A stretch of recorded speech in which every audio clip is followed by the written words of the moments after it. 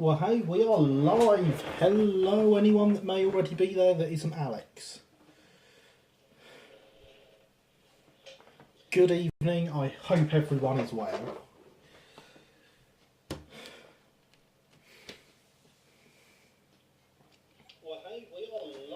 And I have forgotten to shut my laptop up. It's not the TV this time, it's the laptop. There we go.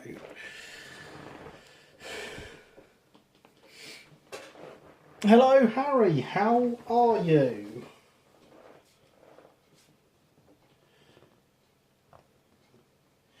So, this evening we are going to look at finishing the brake van at last. Needs a bit more paint, needs some glue sticking on it, then it can be put aside whilst that dries, and then we shall get some transfers on it. That is the aim.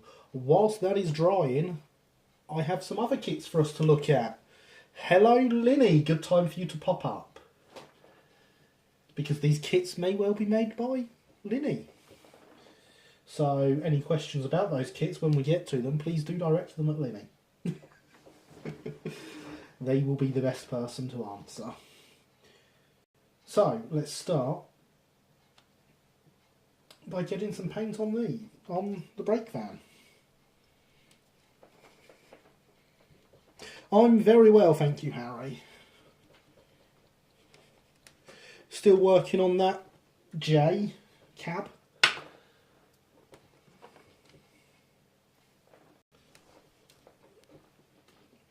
Bit of staple stuck on there because I've not touched these since last week.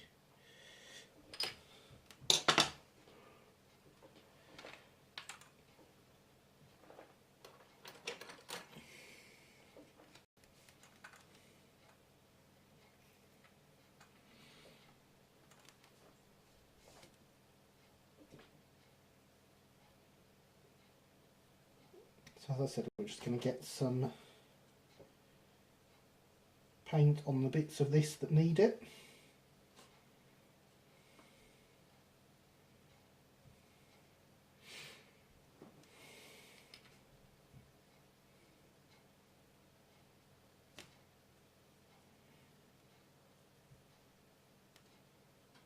And trust me, paint makes a huge difference. If we look at this side that I have yet to do, be it just the handrails, and then we spin around to that side, it looks a lot neater and a lot nicer. Oh, miles away. I hope nowhere bad. Hope you're somewhere you're enjoying yourself, Harry. Your workbench will always be there when you get back. I always find mine is. Touching up where you can see the red through under here as well, because you know some plonker painted the ends wrong.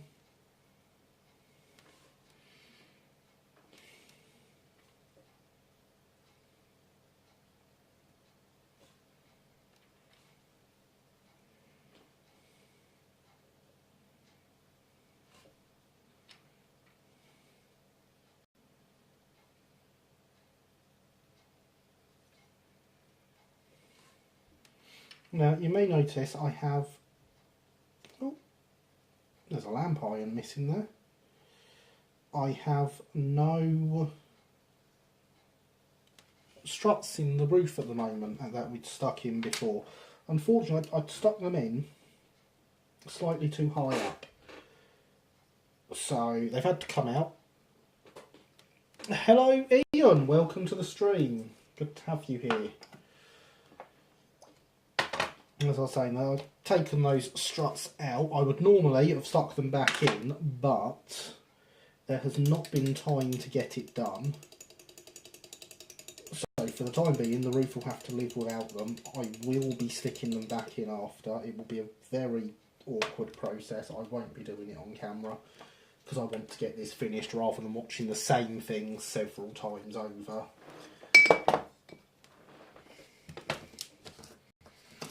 I have, however, been working on another project through the week that will turn into another stream project that will be very different from either this or the coach kit we are going to look at. And I hope you will all enjoy that when it comes around. Right, so there's a lamp iron missing. We need to replace that. Let's make a new one.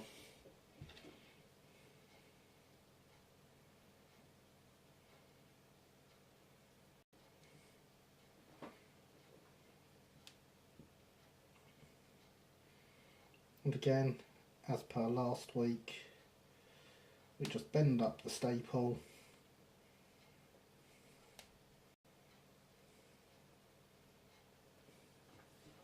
hold it with the other pair of pliers,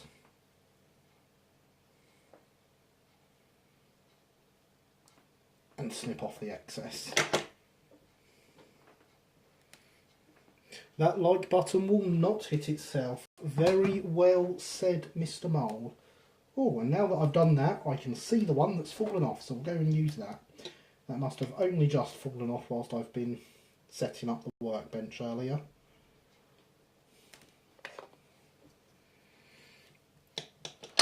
Now, I'm not actually going to put a blob of glue on the workbench right now. I'm going to put a blob of glue on the chassis instead, because we need to stick the weight into the chassis.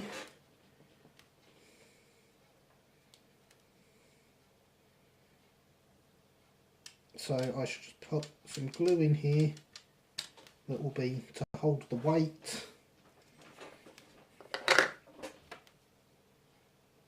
And I will use that to stick this lamp iron on.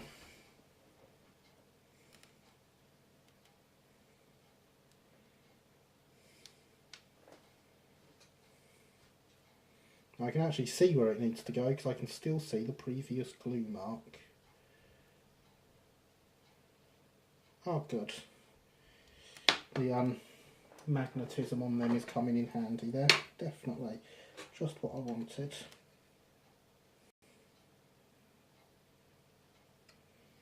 That's okay, we have the ceramics. We shall set that aside. We should take the weight, which is the original weight from this chassis, with the end cut off. So this was measured because we've used the scale couplings, which are sprung, and this used to run the full length of the chassis. It's been cut down so that it can sit between them without interfering with the mechanism for the couplings.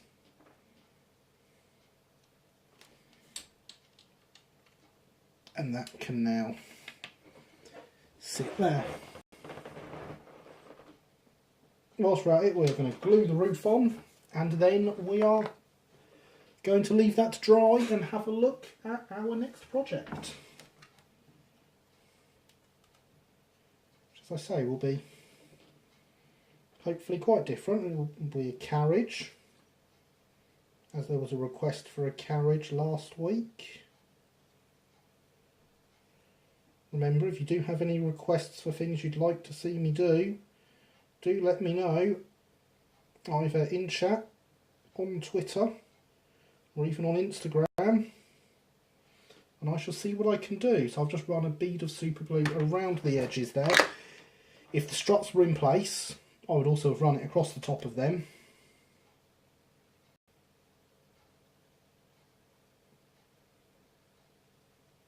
And like that, the roof goes on. I'm just going to hold the corners for a minute to make sure it stays down. And we have a brake van getting very close to completion. It will need some glazing fitting, however I'm not going to do that tonight, because if I do that tonight the fumes from the super glue will fog up the glazing, and that's not what we want. So we will get everything else on this done tonight except for that, and we will come back and do the glazing next week before resuming with the carriage. Now the other thing this needs, before we put it aside, is a chimney for the stove on the roof. Now, you probably can't quite make it out, but it is just here, poking out the top. And it is conveniently the same diameter as a cotton bud. And as I'm sure you've noticed, we have used plenty of cotton buds through this project. So there's lots of them about. They don't cost us anything. So I have cut the ends off one. I'm just going to line it up on there next to the chimney. I can see how tall it needs to be. And make a mark. Now, these ones are solid, unlike the ones I normally buy, which are hollow, and the hollow ones are nice and easy to cut through. These ones, not so much. They put up a bit of a fight.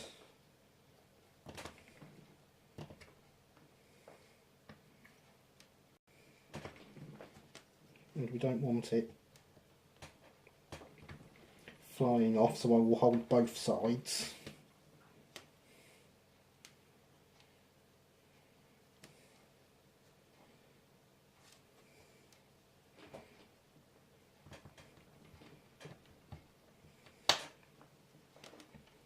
There we go, we're through. We're not through evenly though.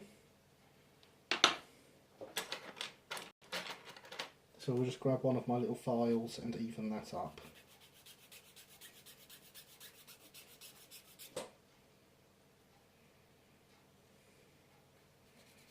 And the reason we're not through evenly is because knives very rarely cut evenly, just purely because of the shape of them.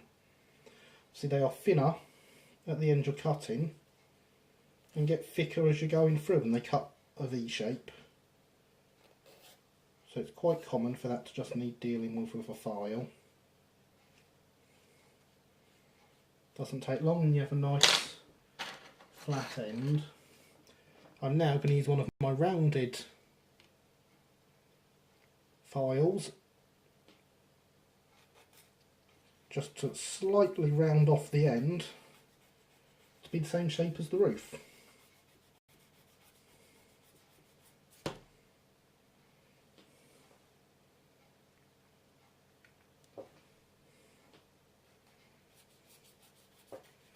It is indeed very handy, Alex.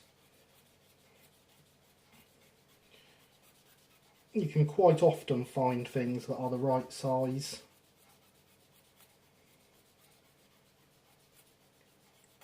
Just lying around. In fact, I say this is for the stove. It's not at all, is it? It's the top of the lamp, which by this time had been replaced. The original lamps had much bigger caps on them, as can be seen on the original one I built.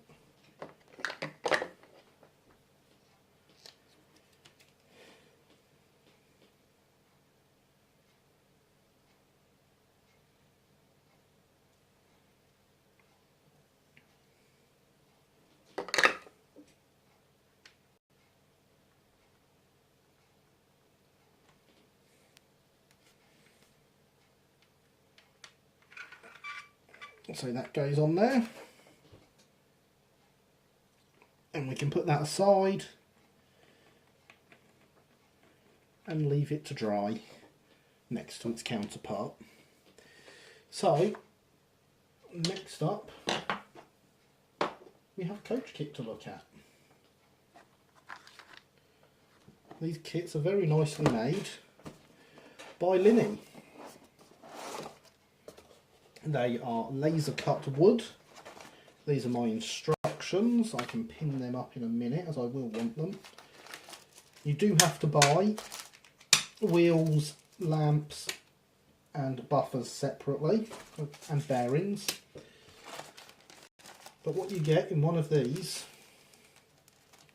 it's a very nice kit. Those are my chassis that were replaced because the kits were upgraded, and Linny very nicely replaced everything for free. And that is an original chassis. That is a brake, which we are not going to look at today.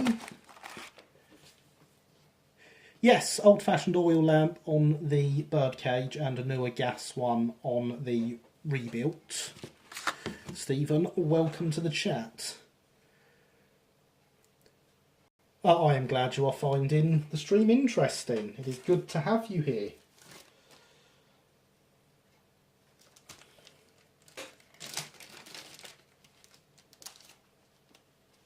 So let's have a look at one of these kits. We'll start with this one because it's the top of the pile.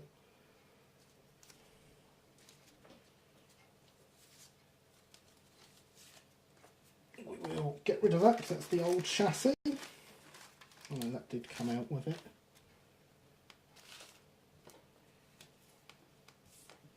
And we will take the replacement chassis out from here. So originally these kits were completely card. However, it was found the chassis were a little bit flimsy, so Linny replaced the chassis with MDF. Much more sturdy, works very well. So, in these, you get your sides, ends and partitions, along with overlays for the beading that are very nicely done out of paper, so create some very nice almost scale sides. Very, very well done. Yeah, I'm sure you are eager to learn about this South of the River stuff. I've seen you building the kits. You had a very nice A-class truck on there that you were working on earlier. I saw that. Coming to the right side of the river. And the chassis comes in the kit. So that is made up of 3 layers to get the right thickness. Buffer beams, springs, axle boxes, and the hangers. Everything is there. You then have covers for the ends of the axle boxes, some strips. We'll turn it that way, you can see it better. Some strips for down the sides of the chassis, along with a cover for the bottom of the chassis, so that is your carriage floor, and a roof. These do make up very nicely, so we can actually have a look at here's one I made earlier. This is one of the brake carriages, and as you can see they make up 2 very nice kits. And in fact I even have one of the chassis that I have made earlier, and I have modified 4 sprung screw link couplings, as I will do to this one we are building now.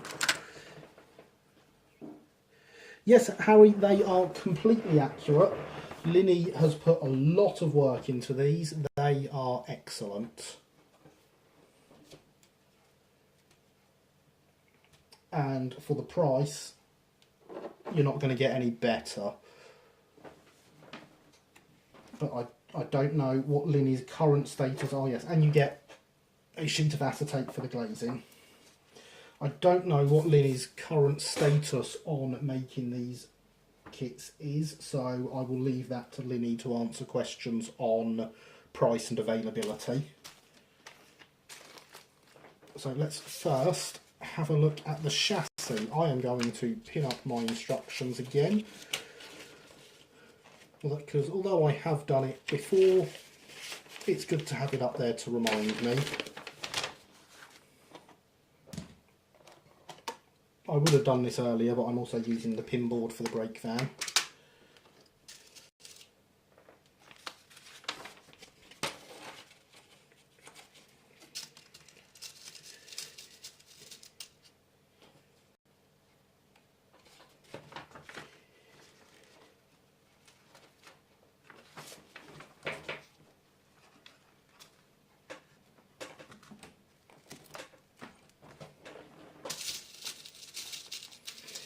That is what I expected, Linny.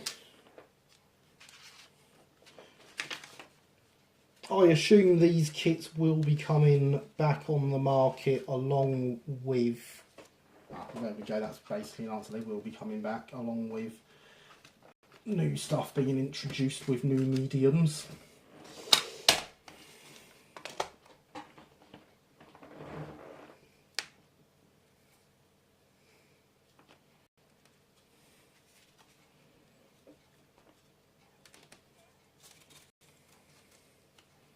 So I'm going to put the body and the glazing aside for now. They can go back in here so they don't get damaged, and we are just going to look at the chassis along with some couplings. I believe this is the pack I want. Yeah, no.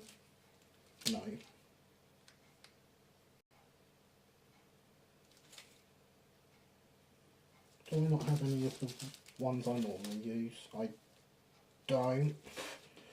Okay, so it's these ones then. Only because they're the open ones.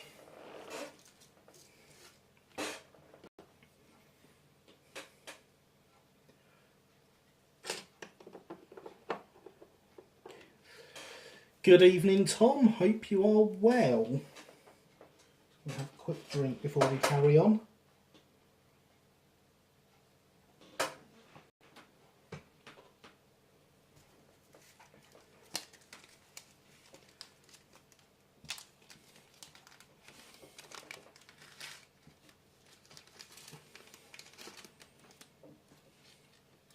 I'm going to find all the parts I need for a coupling.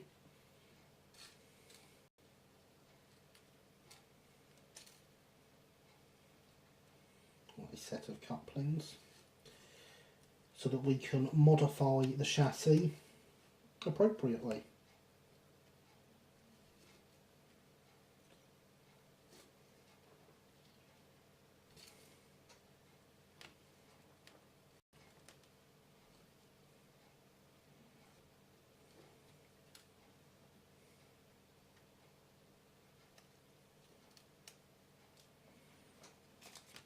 I'm going to put the rest of these parts away.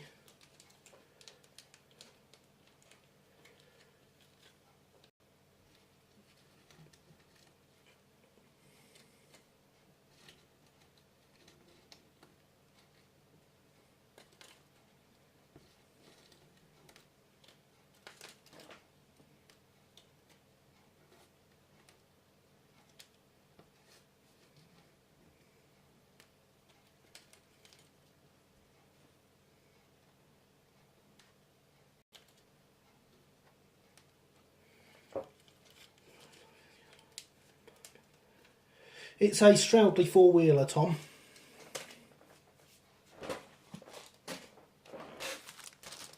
Made from one of Linny's laser cut kits.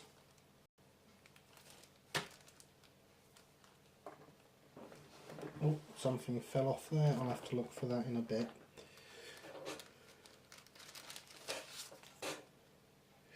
I use Smith's couplings.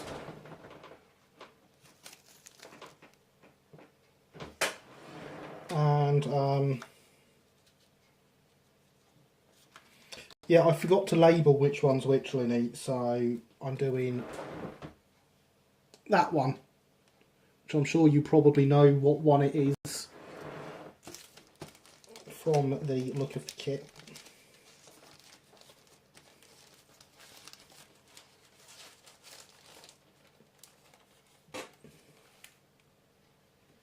It was the spring for the couplings that's dropped. Hang on, I will have to find that. Because I'm running low on those, I keep dropping them. Really need to get a chair with wheels.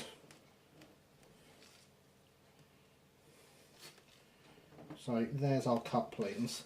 So as I say, these carriages as built are no good for scale couplings. There is no way of fitting them, and even when you do, the chassis is a solid block.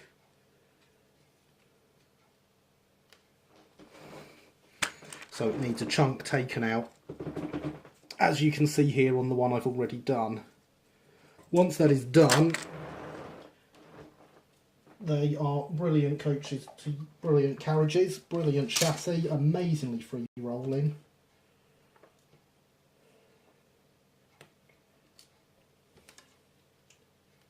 Problem is I've forgotten to bring the right drill bits over. Not that I could use them, I've got the round file, that should work. I can't use those drill bits at this time of night because they actually need the power drill. Yes, that'll be fine. So the first thing we want to do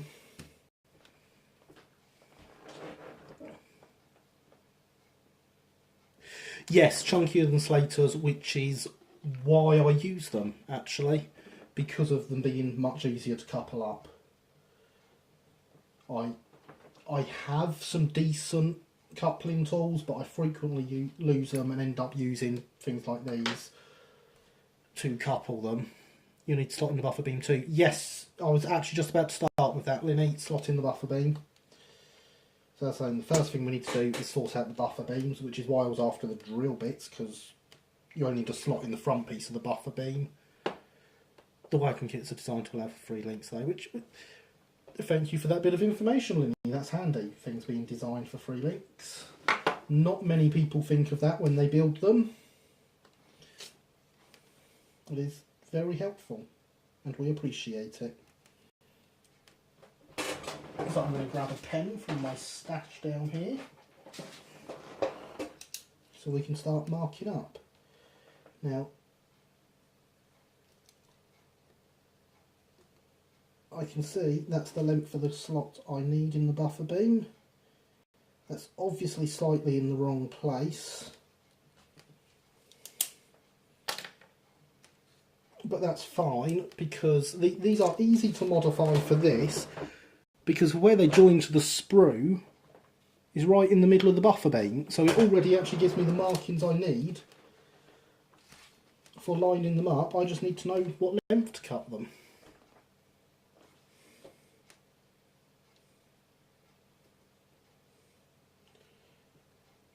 And because of these being 1mm MDF, I can indeed just poke the knife straight through.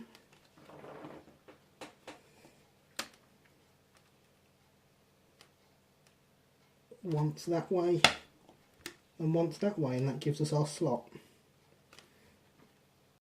And using this curved blade, that is generally thick enough already, provided I've marked it out properly.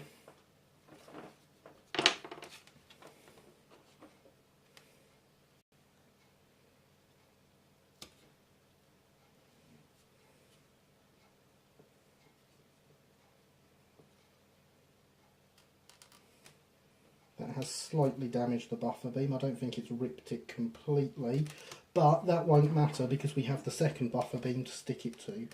This one is not going to be quite long enough looking at it, so I'm just going to extend it a little bit.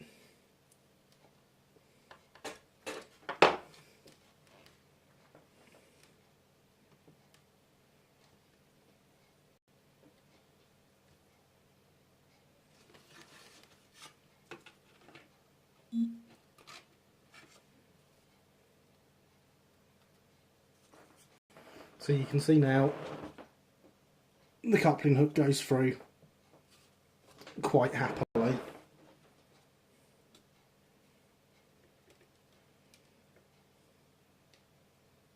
Just going to pull it out very gently as we don't want it splitting again. And just clean up the backs with a file.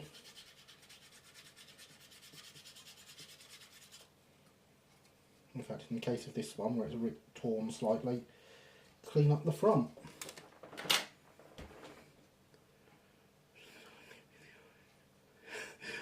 Okay, thank you for popping by, Stephen. Much appreciated to have you here.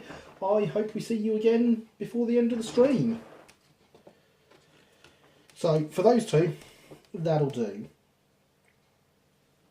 For the ones behind, I just make a hot pinhole with the end of the knife.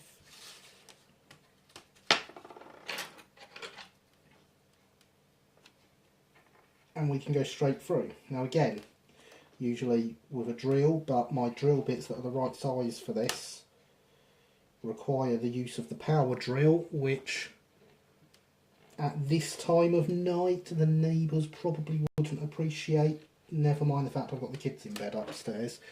Now I have a hole, oh, there, that's annoying, let's move the glass. I have a hole on the workbench here for doing stuff like this, because it gives me support on both sides of the bit of wood, but allows the tool to pass straight through.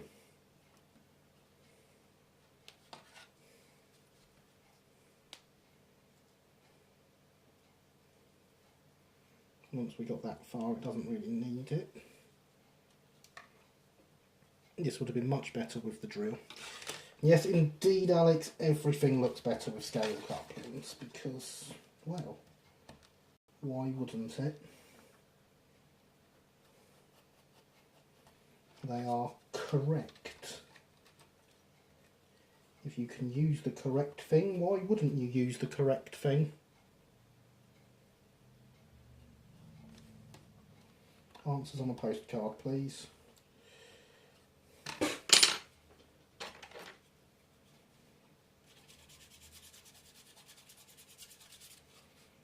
Clean that up. I don't think those holes are quite big enough.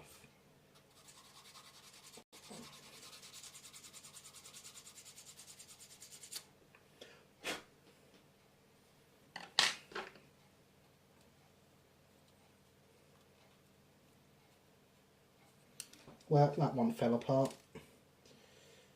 I have done this before and it did go beautifully, so I blame this on being on camera, to be honest.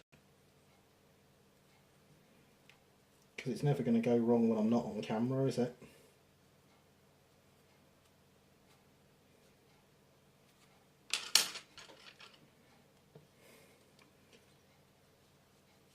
That one's fine. So as long as we pair these up properly.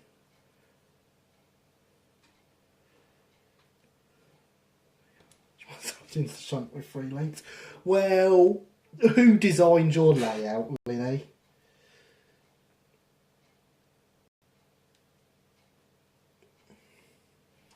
Yeah, I'd have designed it so that you could reach the yard to shunt with 3 links, because they're much superior, far better. In fact, to be honest, Linny, I can't remember what couplings you are using.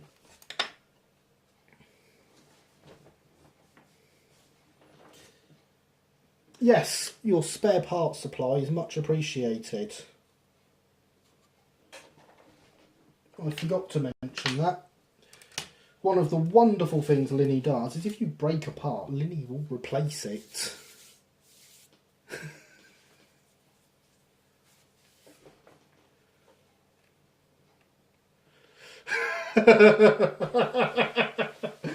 Yes, you did design my Ingle Nook, didn't you, Linny? Yes.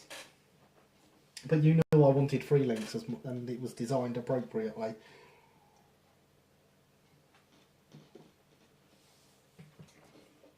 And then if I'm anything, it's certainly cheeky. So I'm actually going to pop these out now.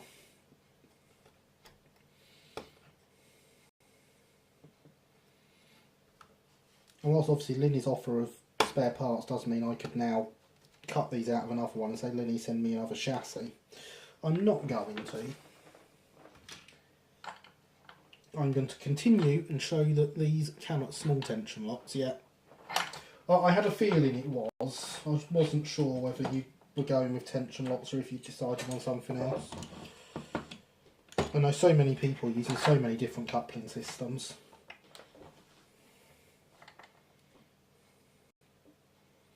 Of course, the one that gets me is the P4 modelers I know that don't use scale couplings. All that extra effort for an extra 2mm in the track and then they do their couplings wrong.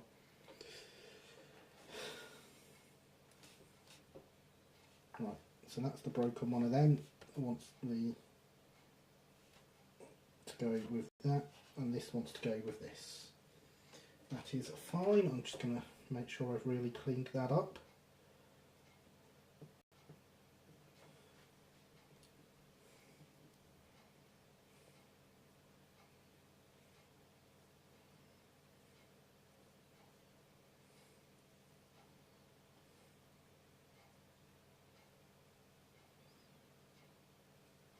Now, for lining these up, I'd get the buffers and put them in. There's a hole there, use it. For gluing, we need nothing more than PVA, which, as you can see with the light shining through, I'm starting to run rather low on.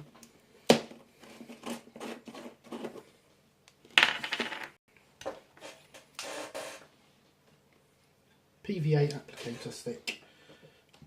So I'll just poke that in and get some glue.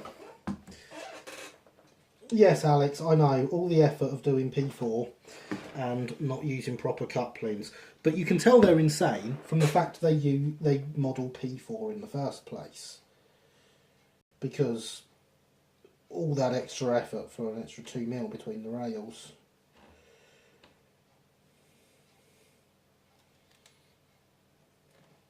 I mean, it looks good and all that, but as you have seen with Luke's layout, spacing out your sleepers properly in double O looks absolutely fantastic anyway. I don't know if Luke's made those pictures public, but since he's not here, we can't ask him.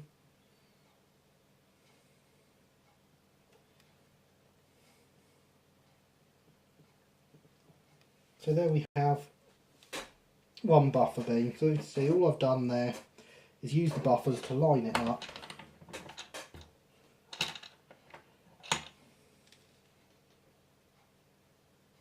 And now that that's done,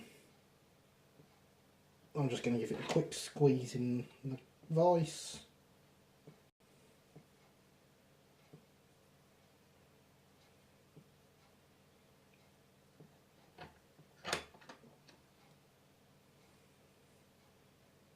Just to give the glue a bit more tension for the glue.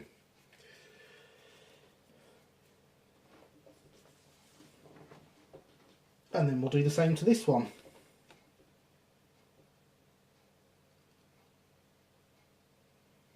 Once again showing that making these mistakes and breaking things is not the end of the world.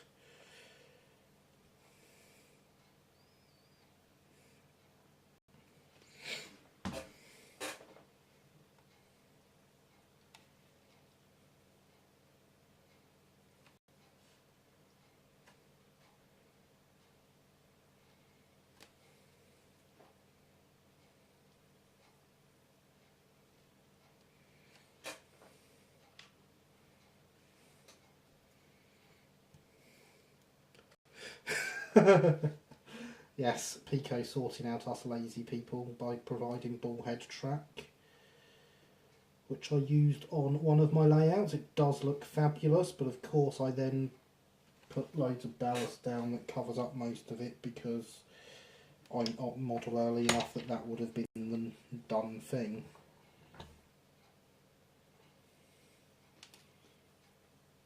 One buffer beam.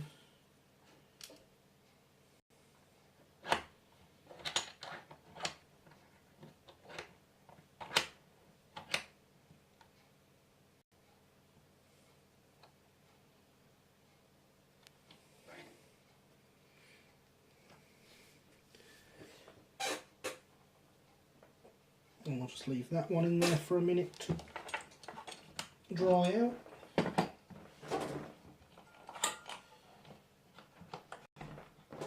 And let's not forget it's over there, because I've met me, I will forget.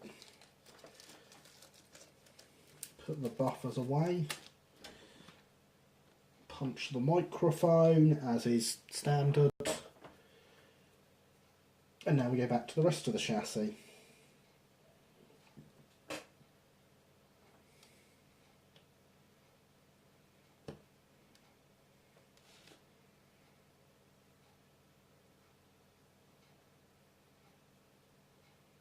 So I'm just going to poke this coupling through the buffer beam, which then shows us just how much needs to come off of the insides of the chassis, which I can use here with a ruler because I'm efficient. See that it's 8mm, so I'm going to take 10 off. And that needs to come off from the middle. So we will measure these across. Discover they are 29mm. So I'm actually going to offset this by 1/2 mil.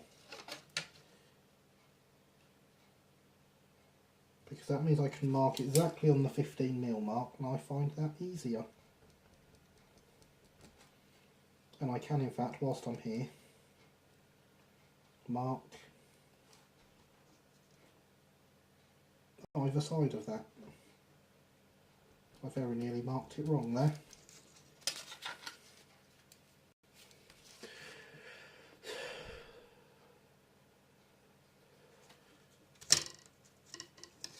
Yes, the layout was good, Alex. For those wondering, the layout where I used bullhead was bright helmstone. It is on RM Web. It is on my Twitter feed. There is links to my Twitter and Instagram in the description below, and in fact it will be on Instagram as well. I did put it there.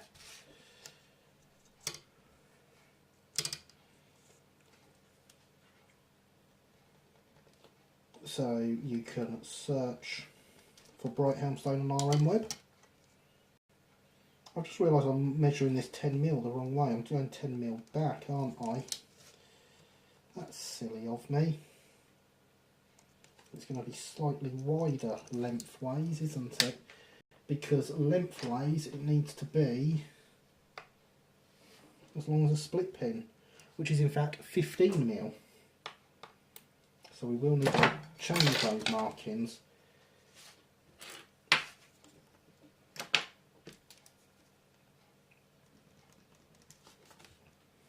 I'm just going to pick a few spots along here to mark at 10mm.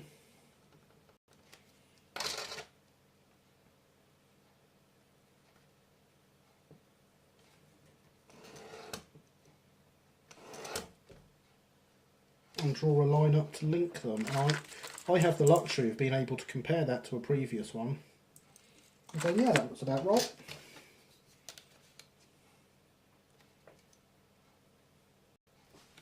That'll be plenty of clearance for the couplings.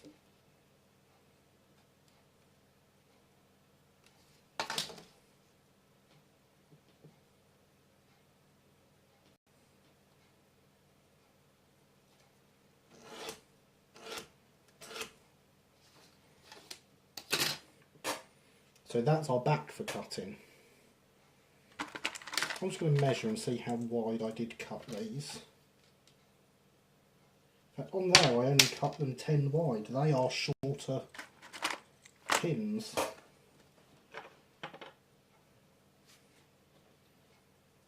But these ones are definitely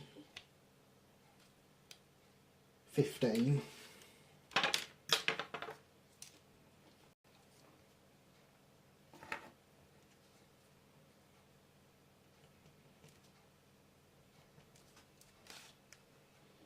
So we need to cut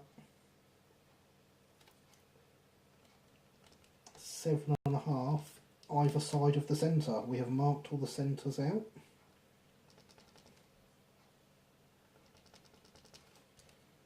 I can mark these with wider lines.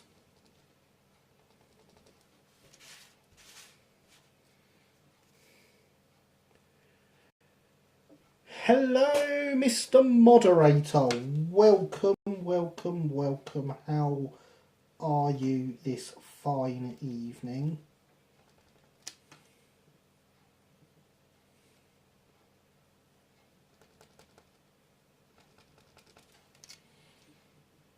So now that I've marked those properly,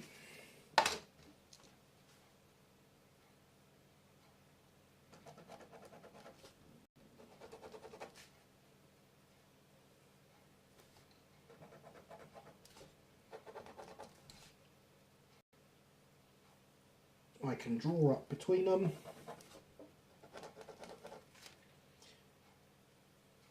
to my previous cut lines.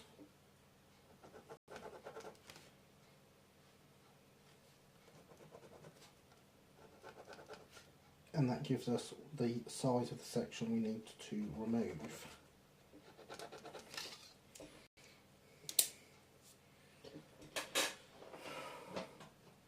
Hydration time. Remember kids, it's important to drink.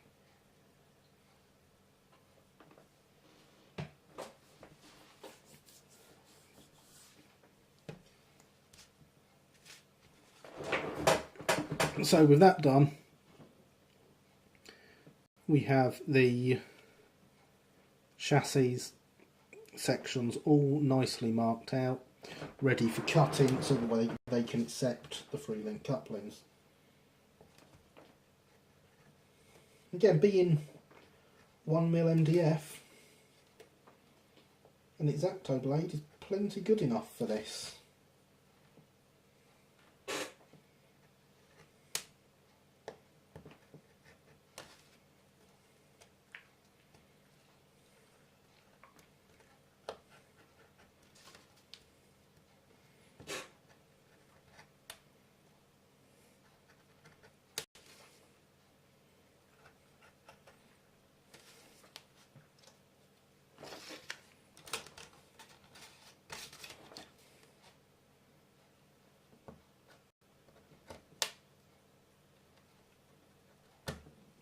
Although I can't actually feel where the hole when I'm through cutting it on the workbench like this, because cutting through the workbench doesn't feel any different because that is also MDF. I am very well also, thank you, Chris. How is your group build going? I saw the pictures you put up last night after day one, it looked very good.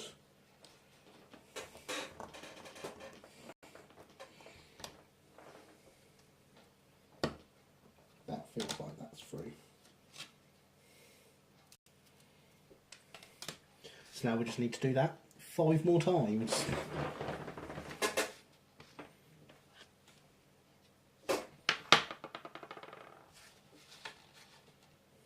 And I can confirm here that with the buffer beam stuck on the front, the coupling will sit in that hole. Actually going to take that out for now.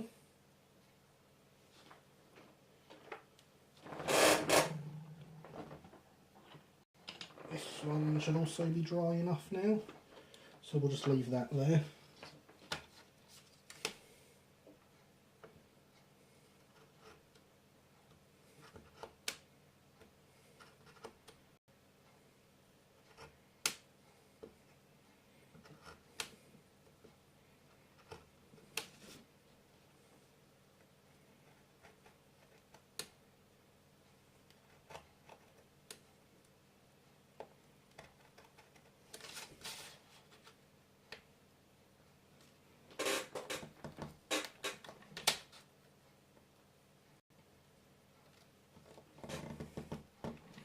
I know I said earlier watching the same thing over and over and over again gets boring and you don't want to see me do it all again.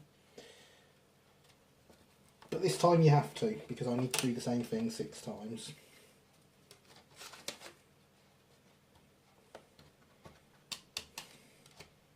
Absolutely riveting TV.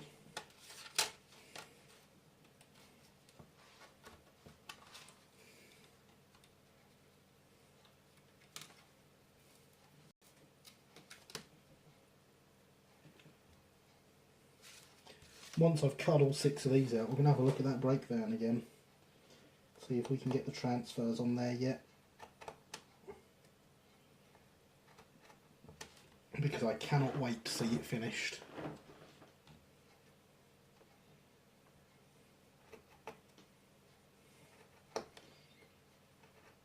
For those joining late, such as our moderator here, we have had the brake van out already. We have put some paint on it where it was needed. We've had to re-stick a lamp iron. We have also stuck the roof on, and put on the cap for the gas lamp,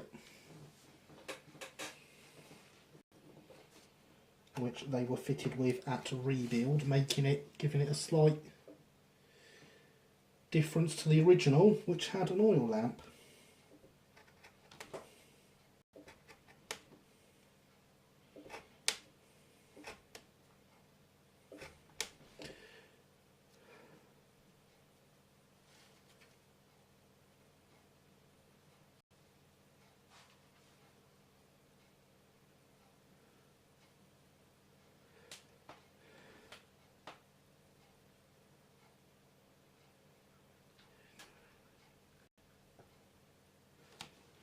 That's interesting, Stephen.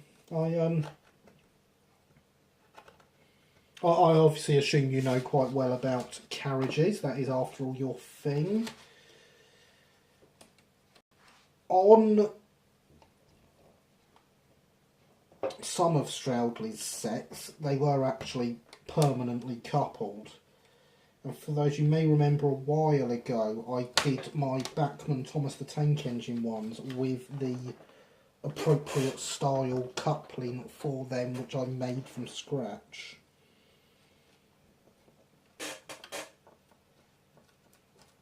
These sets were not permanently coupled, although they probably will end up, so perhaps I should look at something other than something a bit more permanent to hold them. But the problem there is, with doing it properly, I am using white metal buffers, which are not sprung, so having that little bit of play that the coupling gives will allow me that bit more for getting around corners, basically.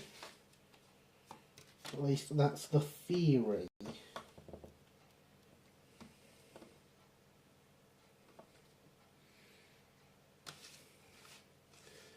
And welcome back as well, obviously.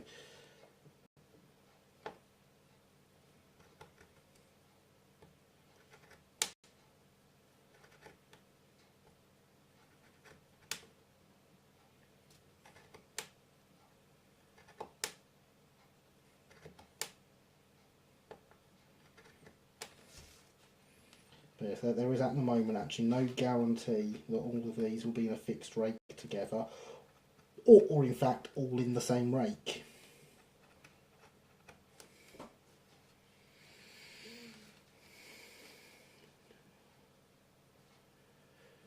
I have never used Roco couplers. I will have to have a look at them.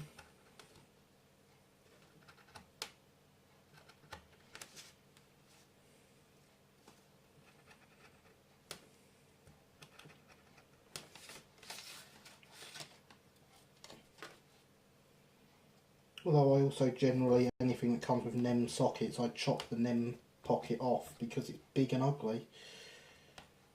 Much like me.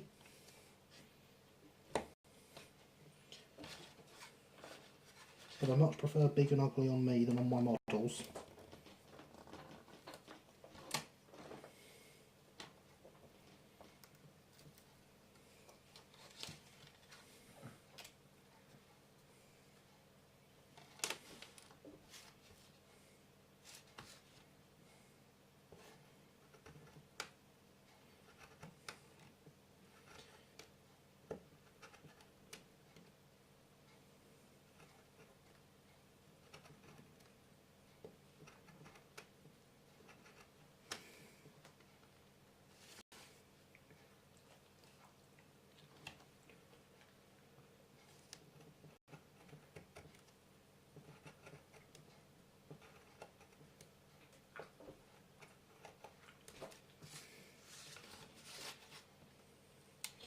Yes, I can see a rigid bar being handy between carriages.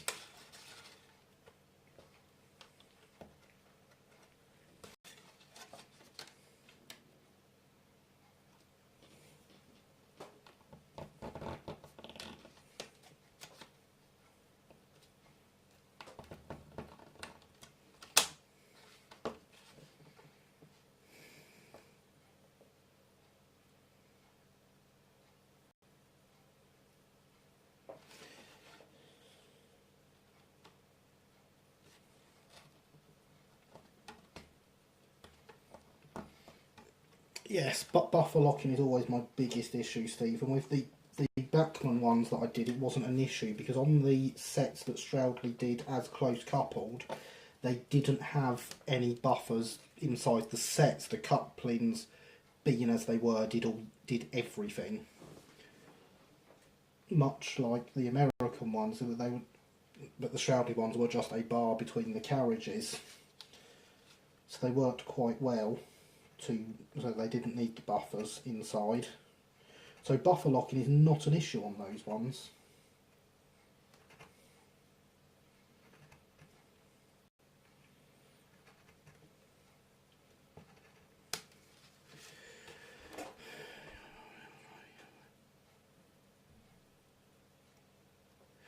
That was silly, Christopher.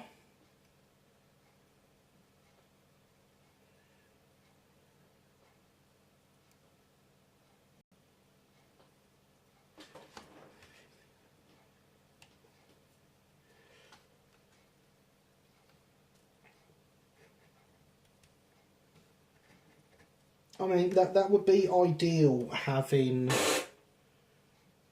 couplings like that, but again, with these sets, with their rather large buffers, I need a lot of play. So I don't know how many people have noticed, certainly no one's mentioned it. Obviously, Oak Hill not being my original creation, has that most hated of things that I would change if I was building it myself, of set track points on it. So the point work is very, very tight, and some of the curves, in fact, especially the curve out of the fiddle yard, is in fact a reverse S on set track points from where the fiddle yard used to go off into what is now the station yard. So I need a decent amount of slack, and I do find that I get that with the screw links, if set up properly.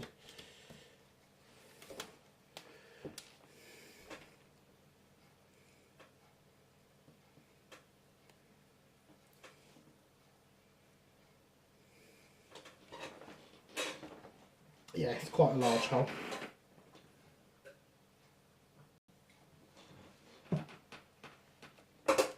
So, with those modifications done, we're going to look at finishing project number 1, provided it has all dried nicely.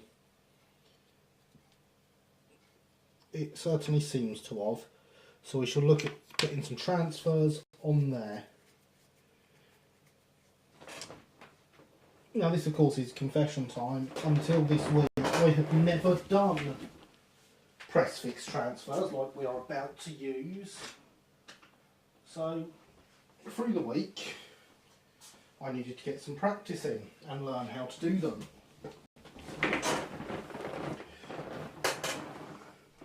So I built myself a Brighton Class A, which I could use the transfers on.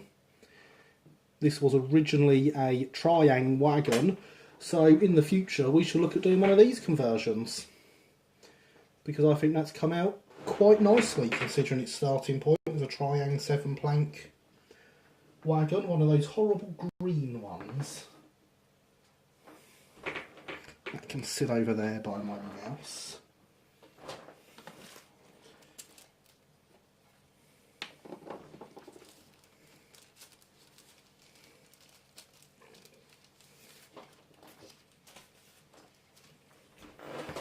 Not quite as accurate as the 5 and 9 Class A kit that Stephen is working on, but I'm happy with it. So on my pinboard I actually have a photo of the brake van that I want to use in the right year. This style of brake van, this livery. So I'm just going to move that down and we can, well, I can now see that up there for getting this right.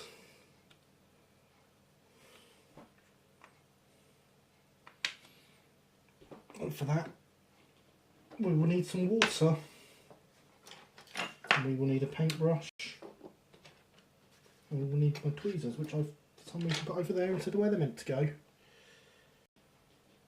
So I'm going to get LBSC on there, the number on there, which is 196, and the tear weight goes under there. It should also have guard written on the door, but this transfer sheet doesn't seem to come with those. This is an HMRS sheet for SR goods vehicles. You would expect it to have them, but no. Good evening, Luke. How are you today? Have you recovered from that shock of seeing a picture of me putting Great Western stuff on the layout? So for these transfers, we locate the ones we want.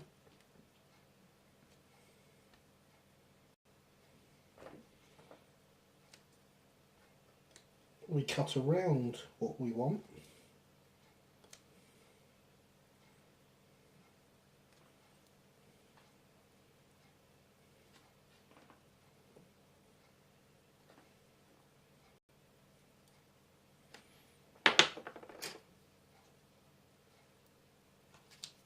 So that we can lift it from the sheet and put it on the wagon.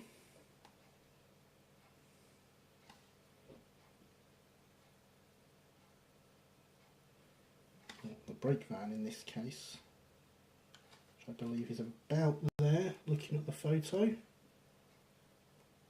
You've seen the picture,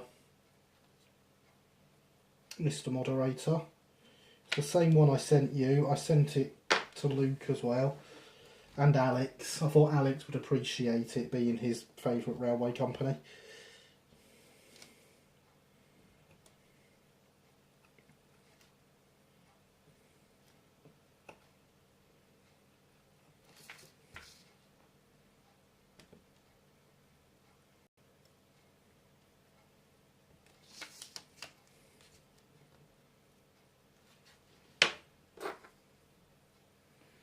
Good to hear, Luke. I'm glad you are good.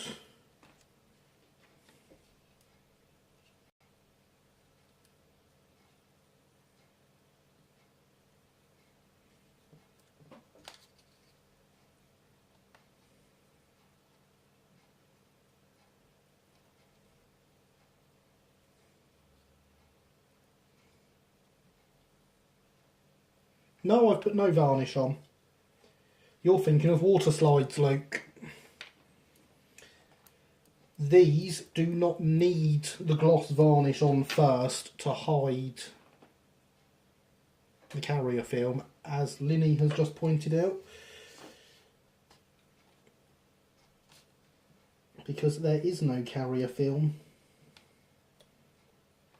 as you will see when we wash this, when we take the backing paper off.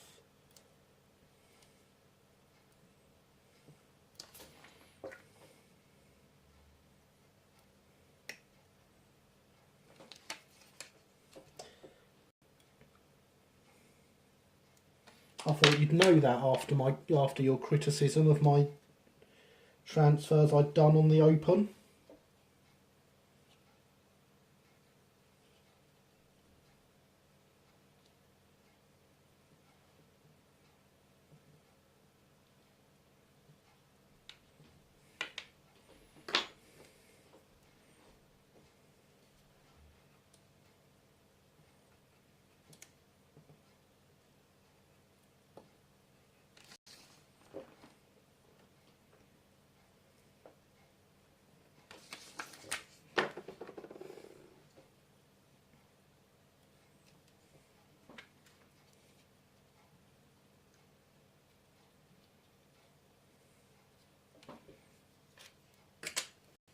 Now, these transfers that I'm using are actually slightly too small, but the net size up that these sheets have are way too big, and I'd never get them on. No, Luke, press fix. The whole point of me building that was to practice press fix transfers.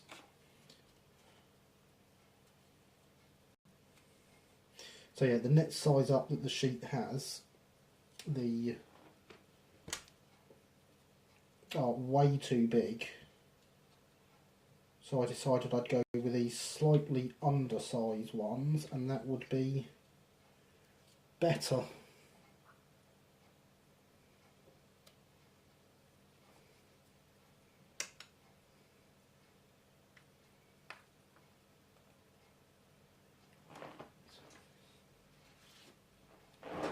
So you can see if they will show up on here.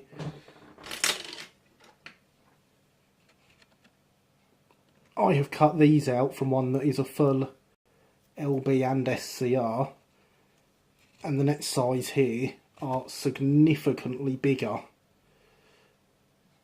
and these smaller ones are closer to scale size. So with them all pressed down properly,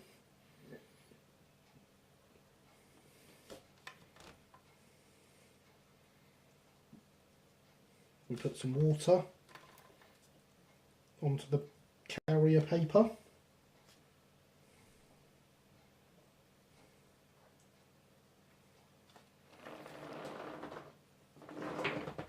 Which you can see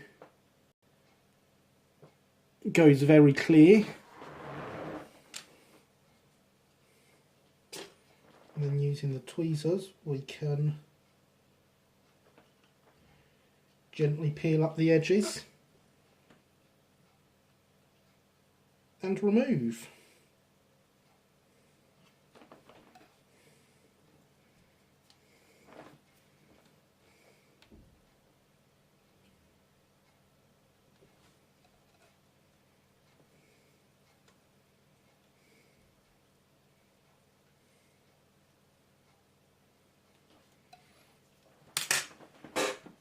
I did have a duster up here earlier. I'll put it over there. I'm just going to block the water off, and then you can all see my very poor attempt at getting letters when I move that L. I've moved it down, moved it slightly down, so you can see when we focus. Please, phone, focus. There we go. Definitely no need for gloss varnish. And if I hold it like this, you almost can't tell that the L's way too low down.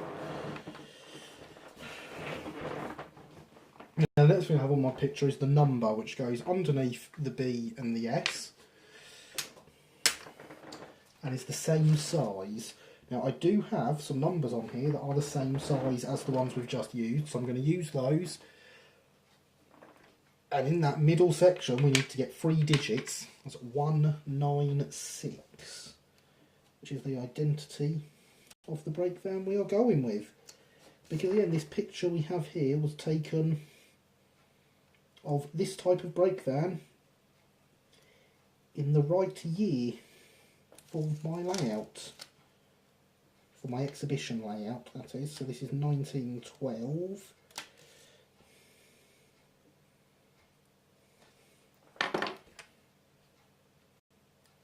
So I know that was in this livery in that year. Always work from a photo of the actual wagon you're building if you can.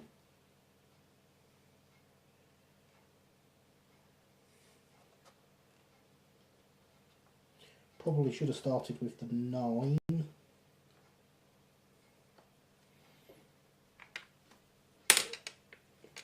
But never mind.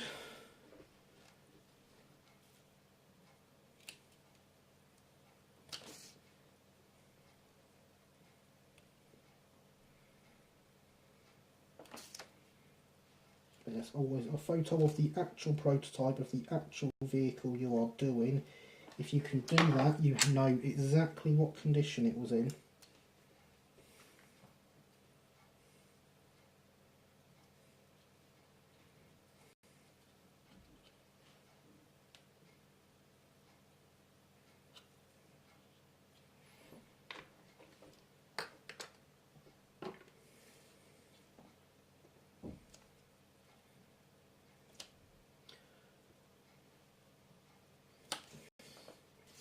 The picture in question for this brake van can be found in the LBSC Wagons book, History of Southern Wagons Volume 2.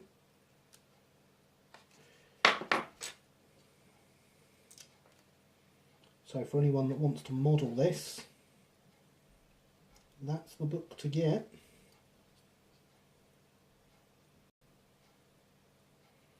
It comes up on eBay quite frequently.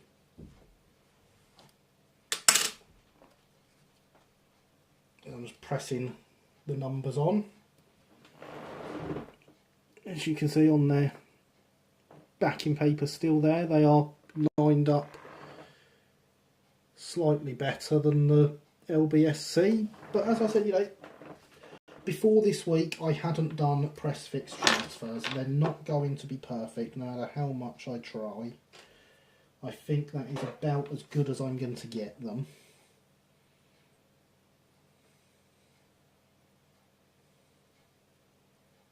So I'm just going to add the water again.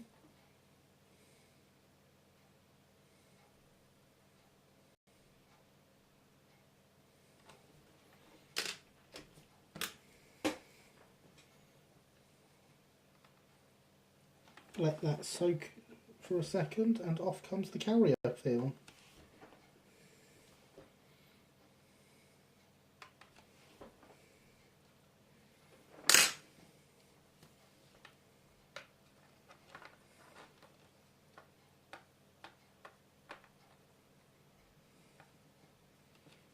And so we have brake van number 196.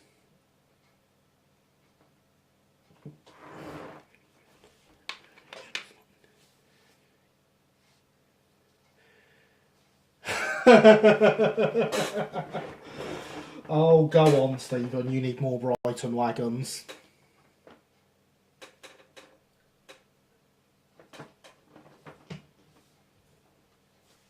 This drawing I have up here of this brake van in the slightly earlier livery is also from that book.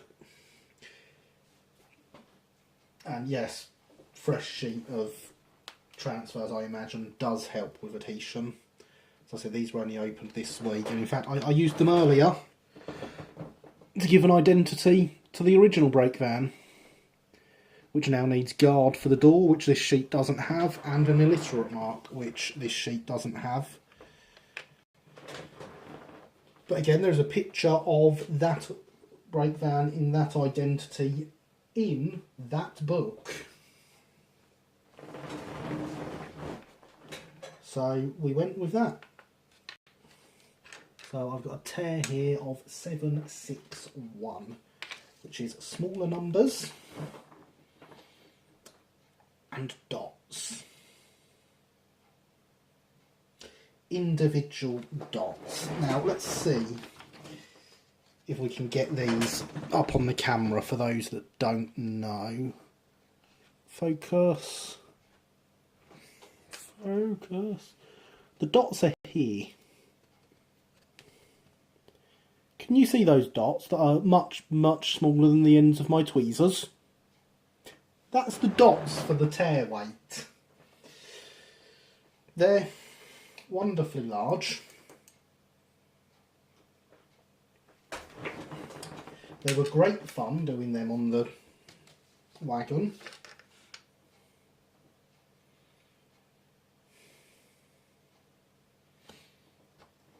So we want 761. They go on a single plank at the bottom here.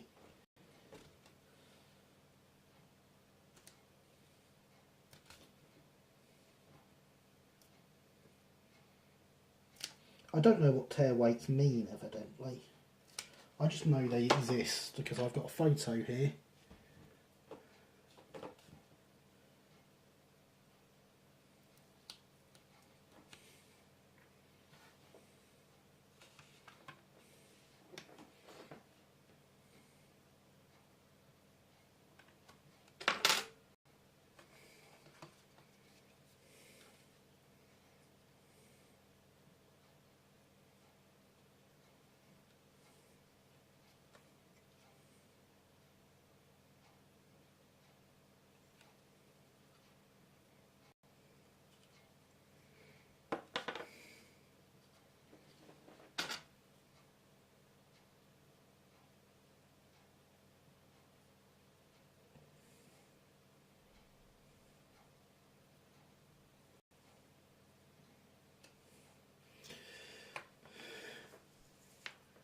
It may well be easier to put a tiny, tiny blob of paint on. But I managed it on the wagon.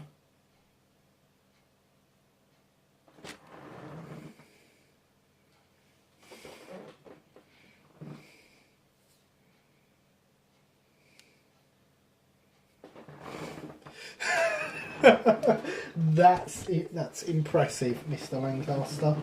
Very impressive. Where's my knife gone? There it is. Could you see the writing saying escape hatch on your transfer sheet though? Because that makes it easier.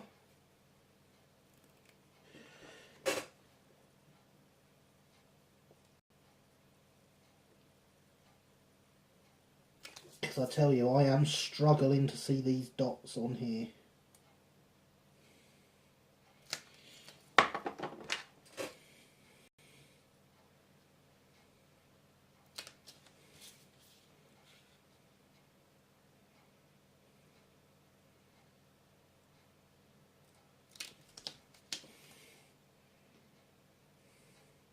I got one.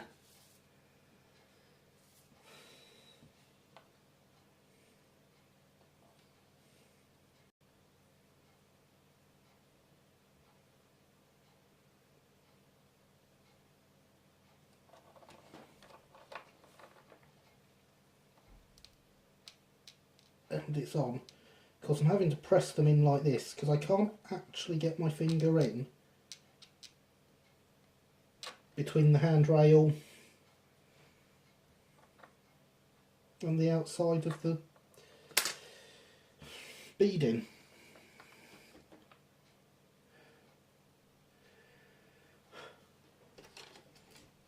Right, I'm going to remove the carrier film on these two because the carrier film on that dot is actually in the way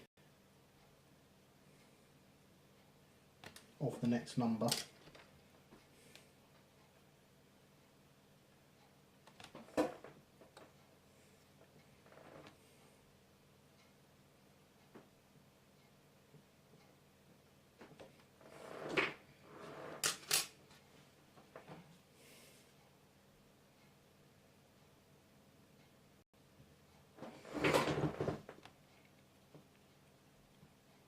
There we go, you people with your little faith.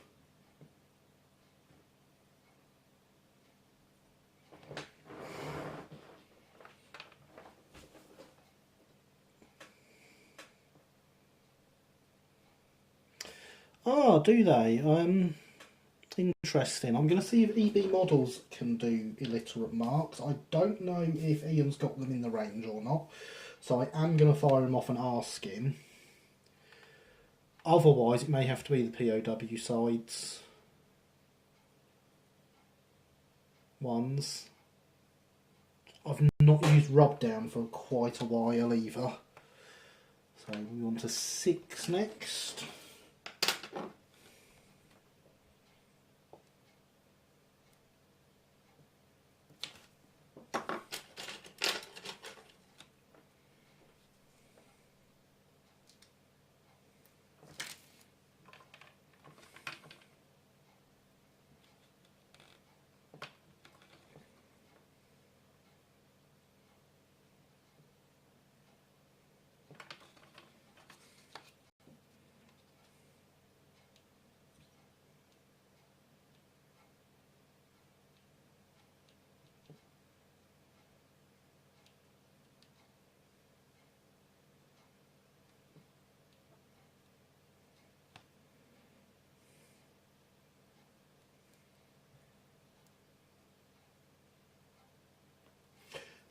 Yes, good point.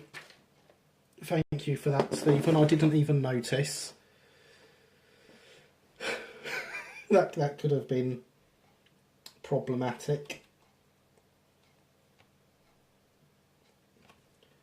Concentrating too much on the van and not where other things were.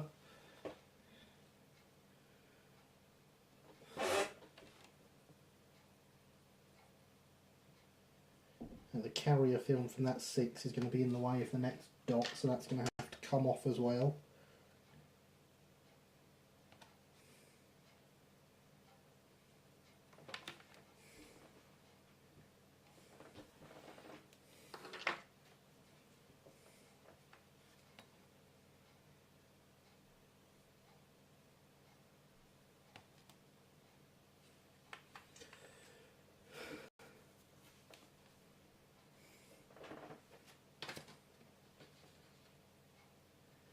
Now I actually cut round this dot whilst I was doing the other one.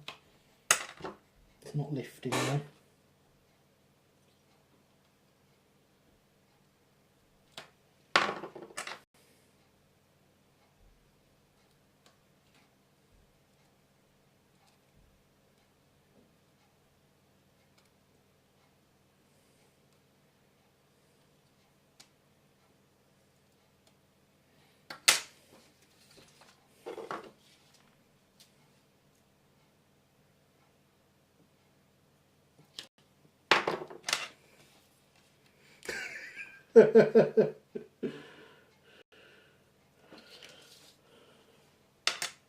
I'll breathe a sigh of relief when it's done.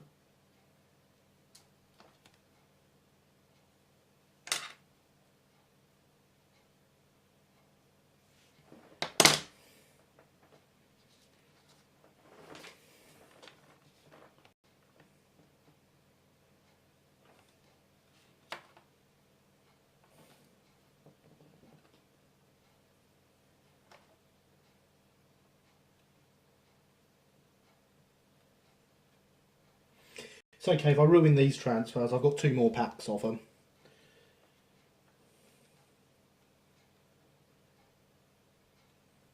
I think that just turned itself back over again.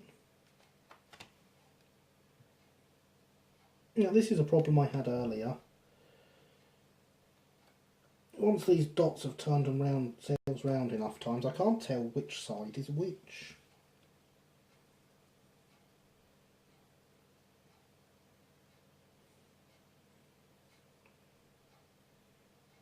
I think that's the wrong way.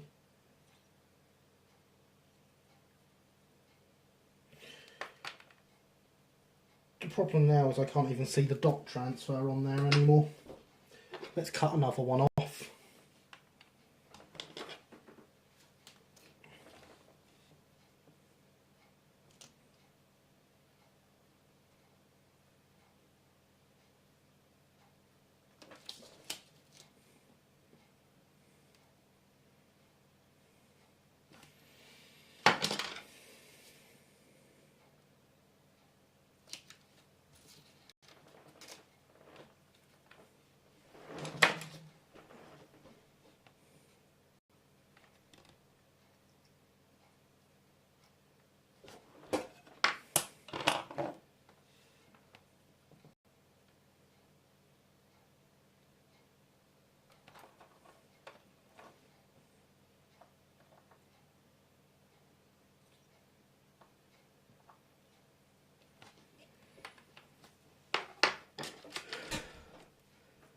Say or what? Well, sometimes yes.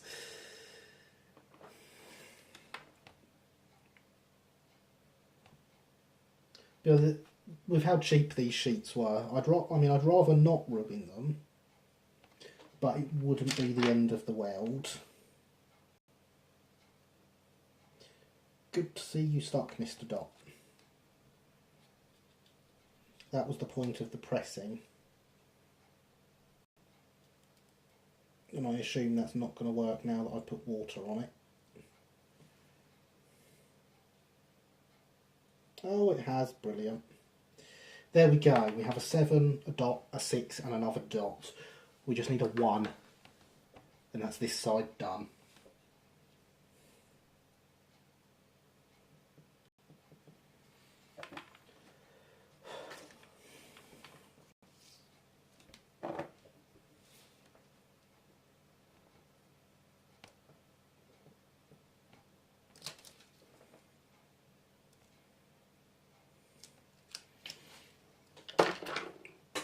You know, I have to try and be a bit blasé about modelling anyway, because, well, we've seen on our own web a couple of times what happens if it stresses me out.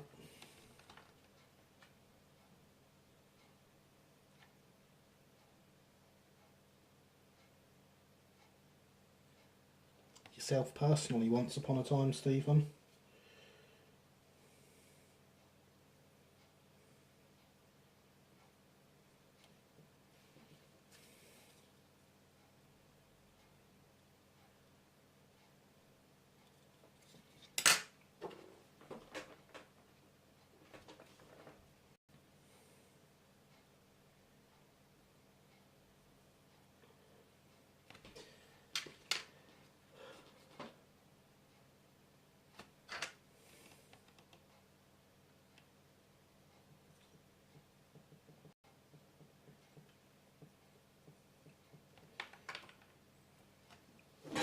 And if you want to see me doing a really good impression of not getting stressed, you should go back and watch my second stream I ever did when everything on this brake van went wrong.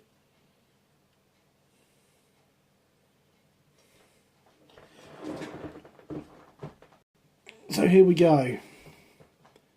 Not perfect, but close enough.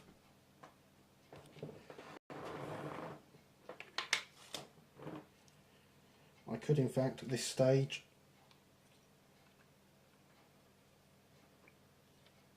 plonk it on the chassis and be very happy with having a Brighton brake van. But of course we have another side to do. And then we can get back on with the carriage. 10:30, we are halfway through. I am going to pour myself another glass of non-specific black fizzy sugar-free liquid.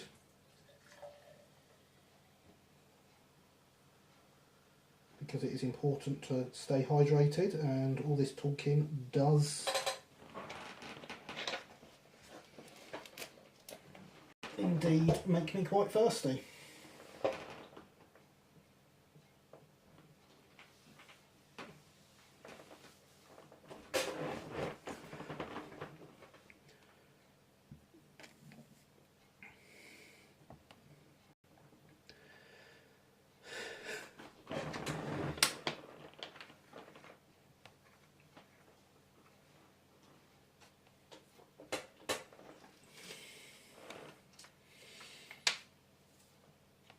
Christopher, let's just say I've had a couple of public rants on RM Web after comments were made that may have been a bit much, and one of them may have been aimed partially at Stephen here. And I try my best to avoid doing things like that these days. That is very true, Linny. Very, very true. Of course, if I was the type of modeller to do that, I would still be lettering up this side. I would just be putting a different number on it, so that it could be turned around and be a different one. But I like having stuff that can be viewed from both sides, so that the operators can identify everything properly as well. Oh look, and there's Tom. Same thing. Is that just saying the same thing?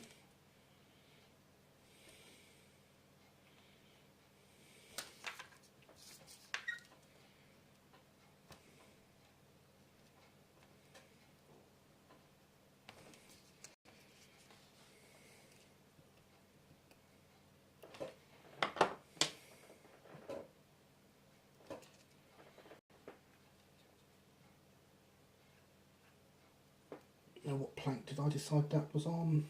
2 from the top. So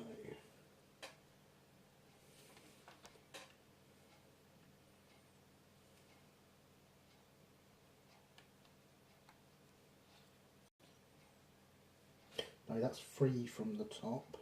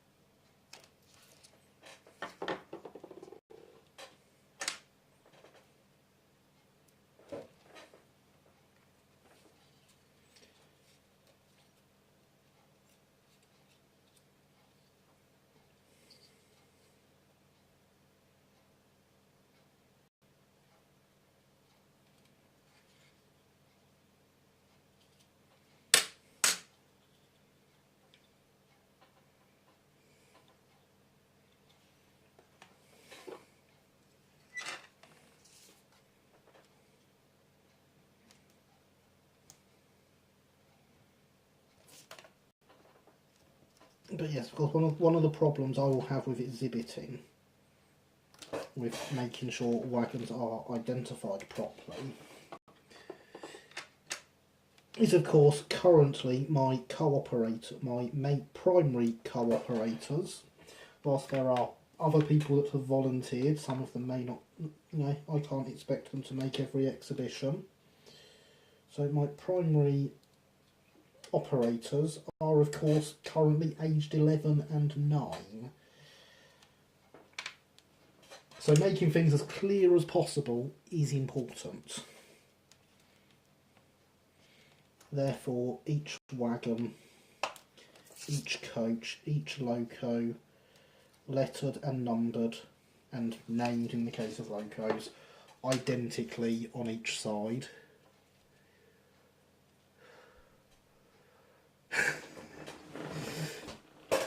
Yes, Stephen, that is indeed the rant to which I refer.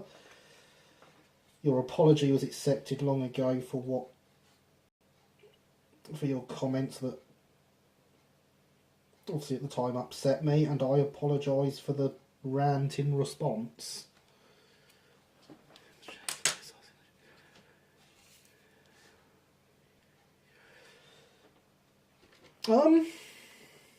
Could they? Interesting. I did not know that those sides could be used legitimately for anything. LSWR is interesting. I would at some point need to build something for my Adams radial at some point, which I have in LSWR livery. Whilst it's never going to see action on a layout, it'd be nice to have an LSWR set of stock to run behind it.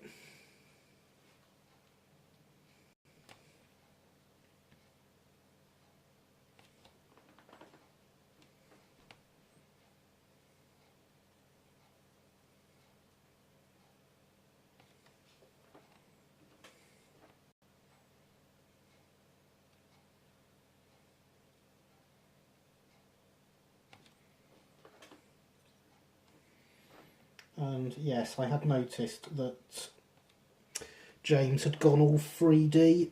I like 3D printed stuff. I have a 3D printed loco kit, and I will be getting another one. But at the same time, I like getting my hands dirty and getting in there and doing the actual modelling as well. So, like, obviously this could have been built from a Roxy kit quite easily. It could have had all nice Roxy fittings. But I enjoy scratch building. So, scratch building it is.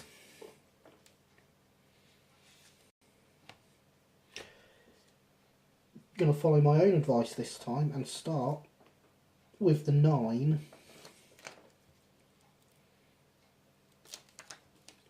that I can line up centrally on the panel and then put the other numbers either side of it.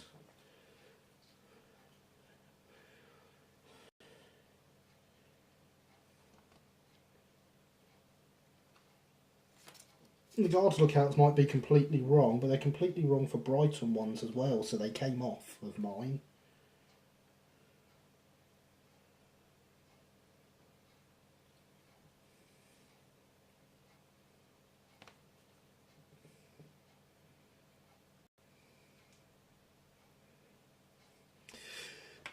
Well, obviously, yes, they can be used for Midland stock quite legitimately as well, yes. Very good as Midland stock. That's a project that will come later, some Midland and some LNWR.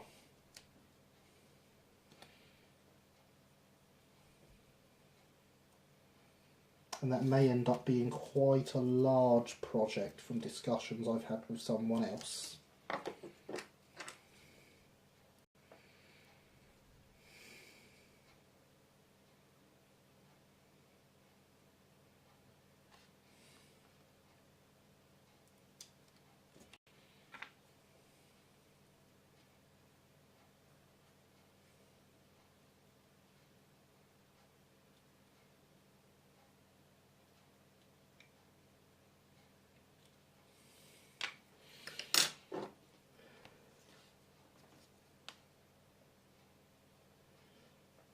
but we shall leave my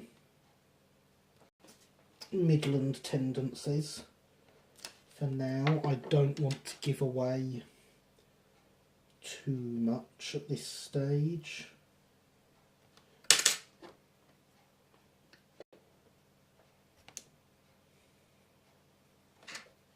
But it could be a very, very big project.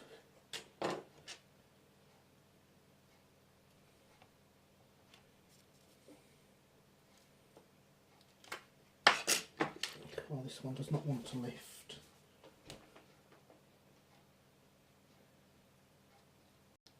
There we go.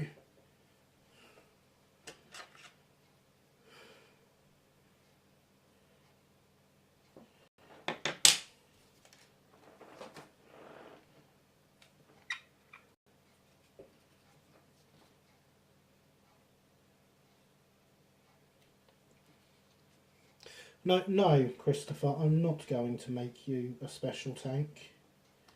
Not unless you're going to pay me to do it. Obviously, I'm open to commissions if anyone does want to pay me. I know what my thoughts on paying me would be. Yeah, are you, Linny? I'm interested in seeing your LSWR coach when it's done.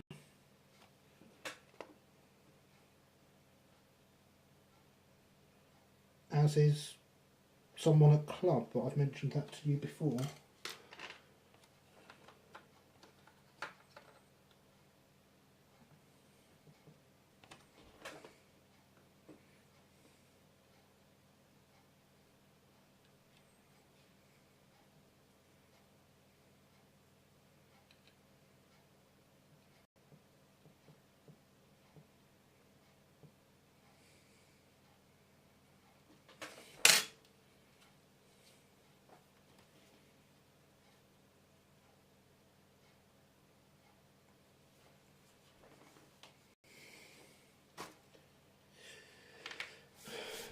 Yes, my initial LNWR stuff will be the Sunny South special.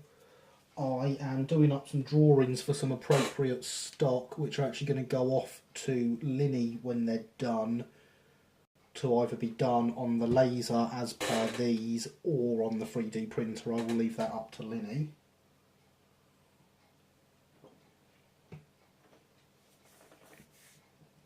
There were no Midland carriages onto the Brighton. We could be talking a much bigger project than just some carriages. Locos, wagons, brake vans, a smattering of track and scenery.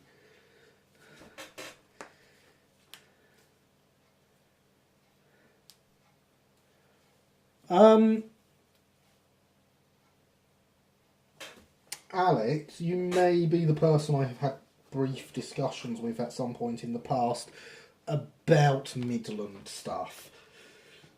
So do I really need to elaborate to you, or are you going to remember the discussions we had in the past? Right, so 761.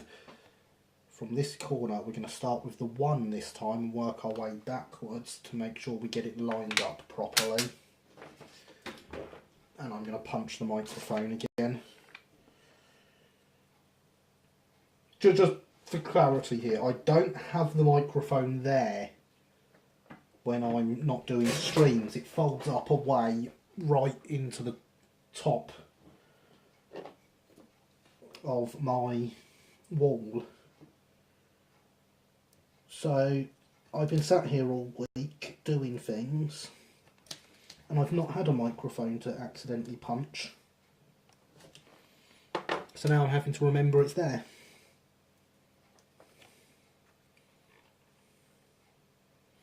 No, come back 1.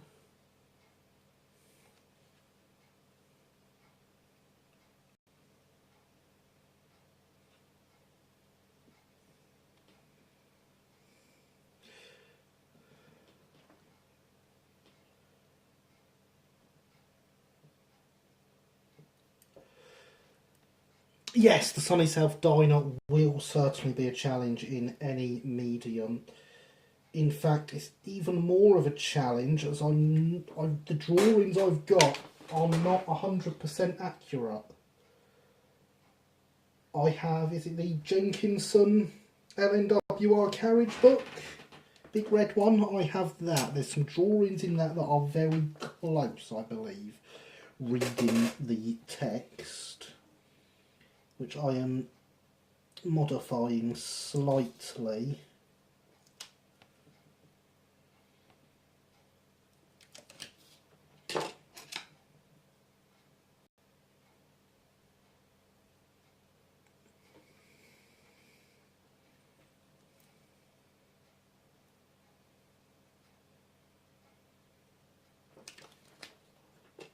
So I'm hoping when I send it off to Linny, because I will obviously be paying Linny for their CAD time, that they can tell me which medium is going to be most cost effective for me. And that will be the deciding factor in how it gets done.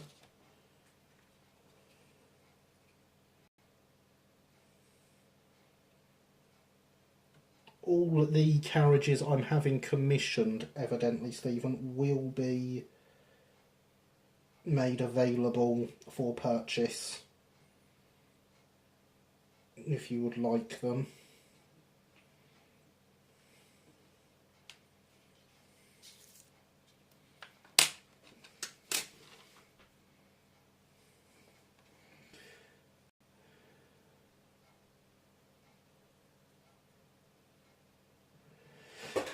Yes, Alex, that one. I'd love to see some pictures. And I'm not sure I have actually mentioned it on Twitter, Luke.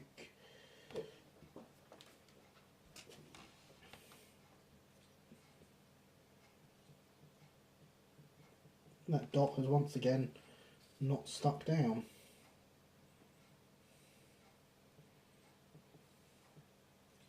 Obviously not getting pressure in quite the right place. It has that time because the carrier films come off on the back of the tweezers.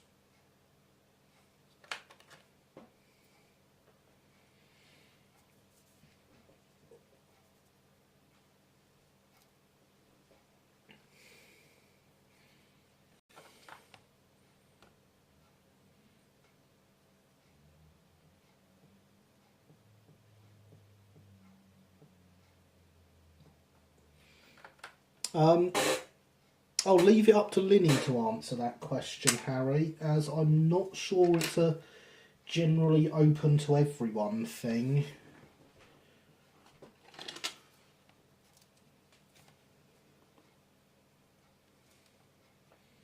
Linny, put your paintbrush down and answer the question.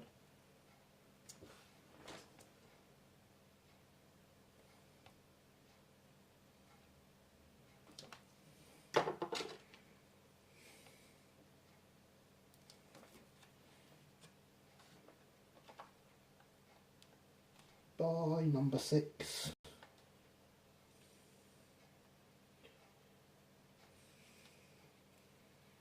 Sixes and stuff are easier if you drop them to get them lined up again, because you can see which way round they are by the way round the number is.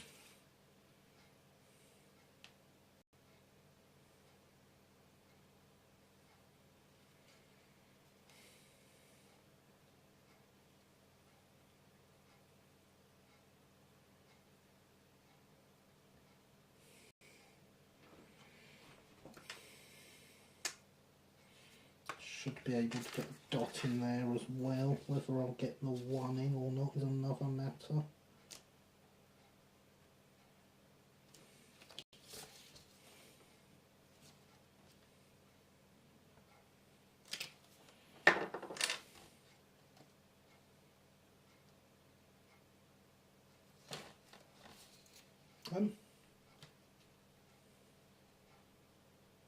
You are still there.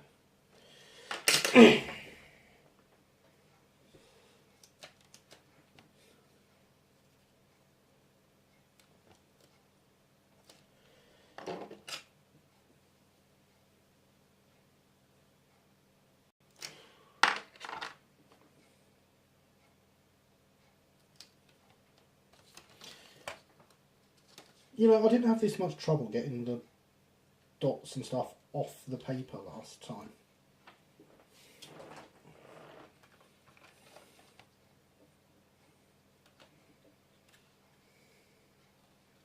Yes, of course I will, Christopher.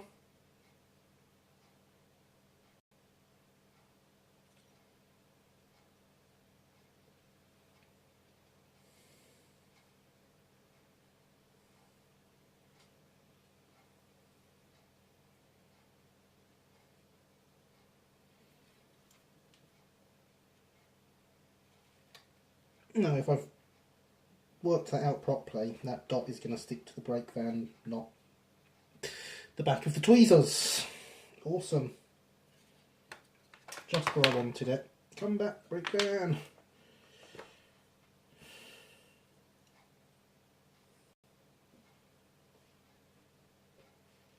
What are the chances that would land on my fingertip?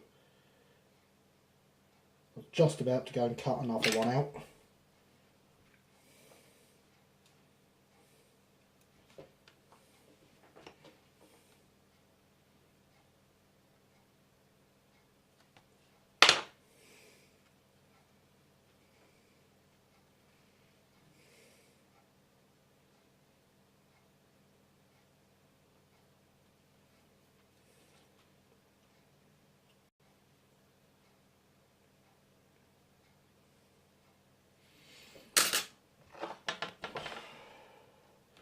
I'm going to give that another quick press. I really want that to have stuck now that it's there. Oh good, you've all just seen me drop the brake van. Got caught on my finger.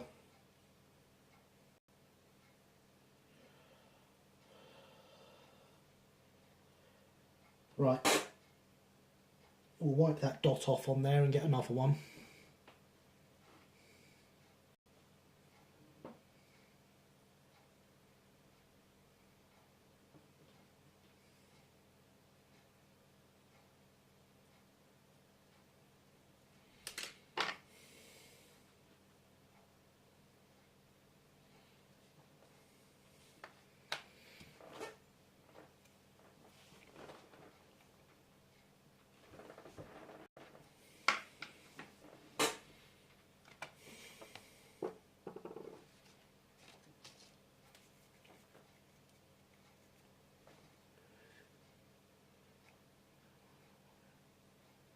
Yes, I believe you're right there, Stephen. 8.6 rather than a 9-foot rings a bell, but it was still a rather elegant looking carriage.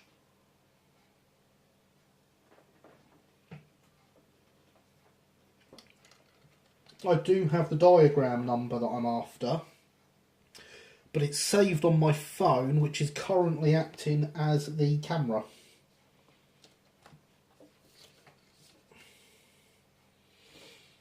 I know what would help me see.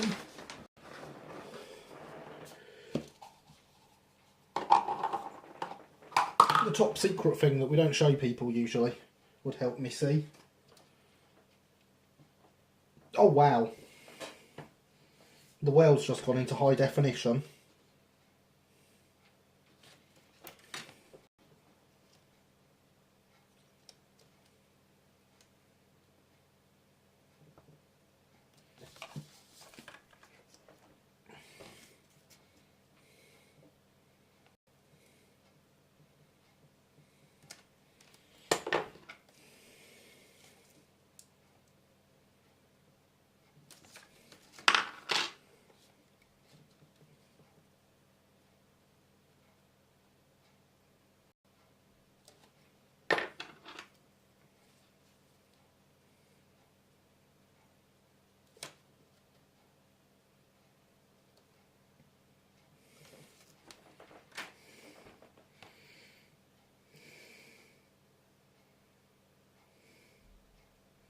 Thank you for the promotional bits, Christopher. Much appreciated.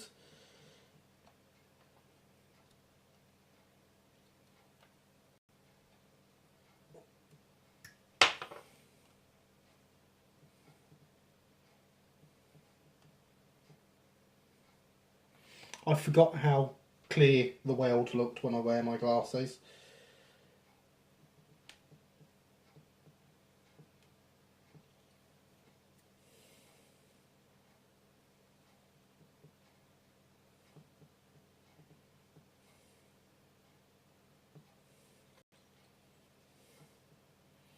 Not that it's done this dot any favours.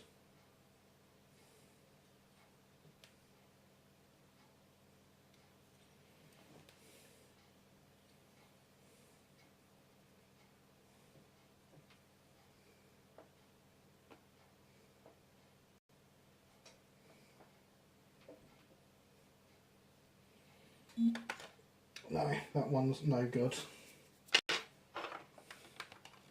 This is what happened when I was doing the tear weights on the open.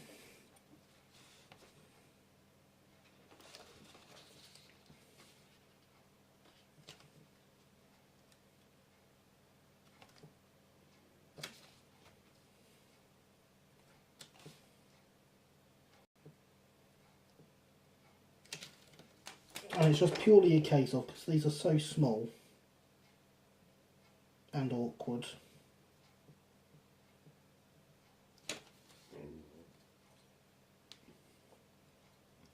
that I'm getting them on there upside down.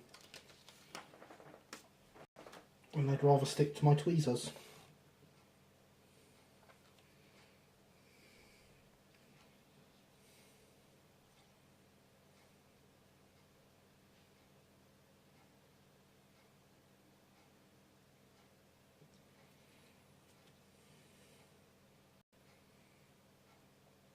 Yes, Alex, glasses are useful, but my God, I hate them.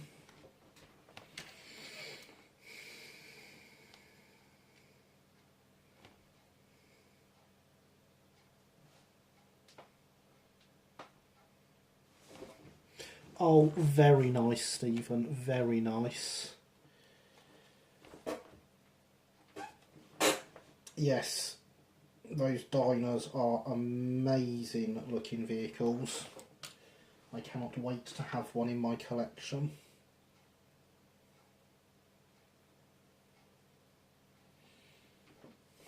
There we go, we have a dot on at last.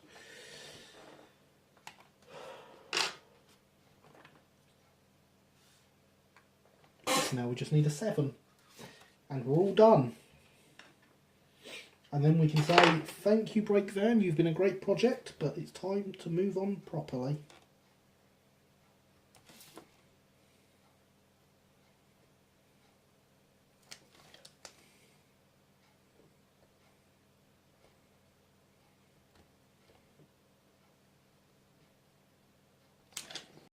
Why are you not lifting? There's nothing in the way. There we go.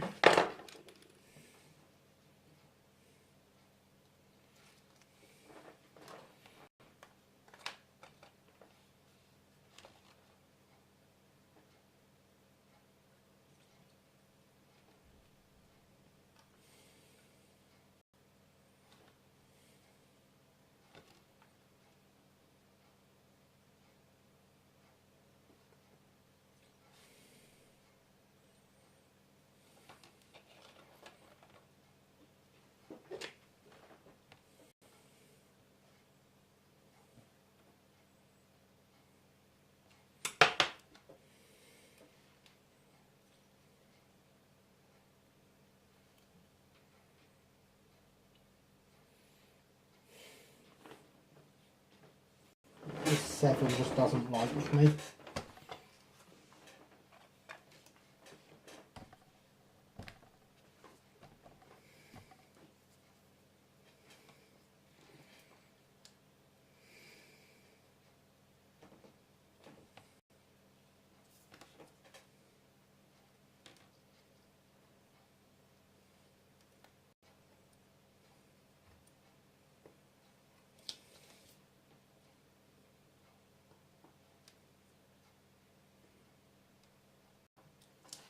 Yes, well, you might be a dyed-in-the-wool Midland carriage enthusiast, Stephen, but But you're allowed to have taste as well.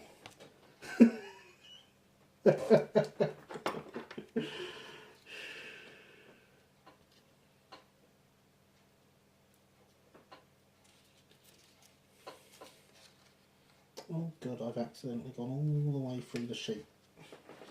And that's making it really easy to lift off. And then I'm dropping it.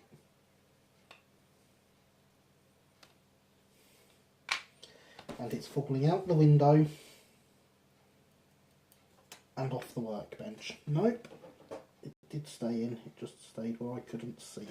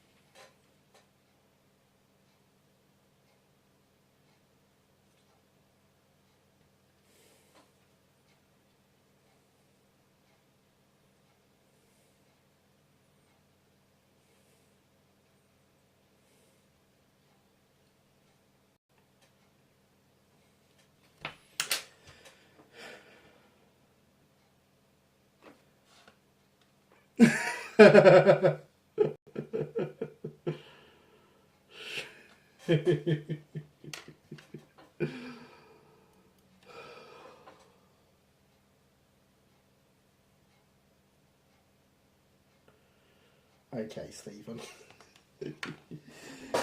You pretend you didn't hear it.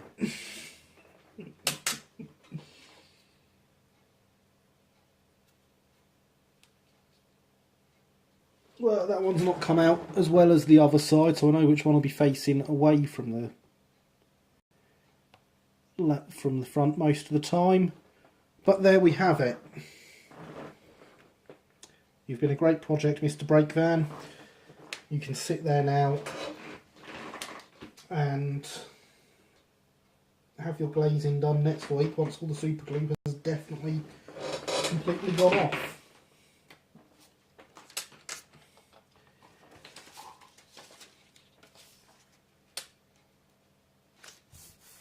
In the meantime, let's get that back on there and the transfers away. And we can go back to carriages.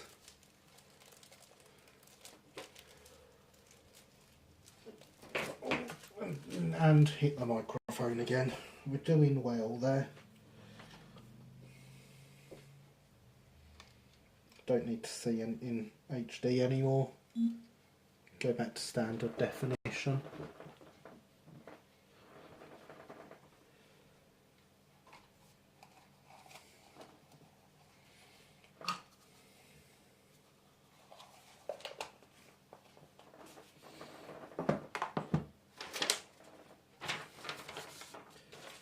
Now I have no idea what happened to the drawing pins that were in that. So we'll get another couple out.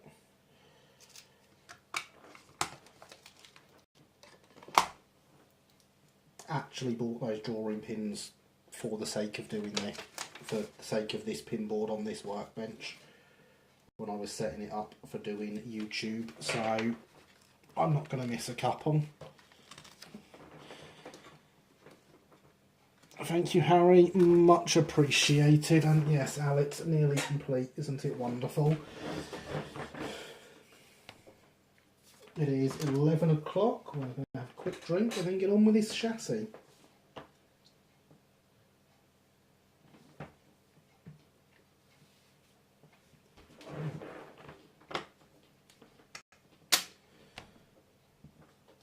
So, where we left off, we've got two buffer beams built with the holes cut in them to accept the Smith's screw link couplings. We have the holes made in the actual bulk of the chassis to accept the back of the couplings. That is all the modifications we make to these, so the next step is to actually start building them.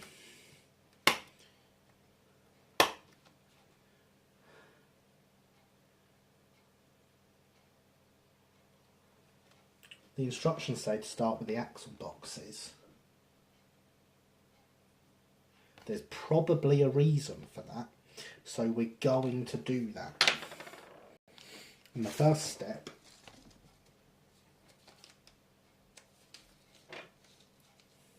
is to get a bearing in them.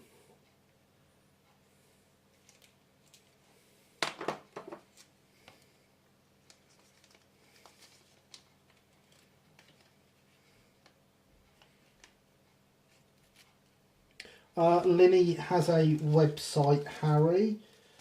Linny, post a link in the chat. Christopher, could you please accept that link when it comes through, because I believe I have them set so they need accepting.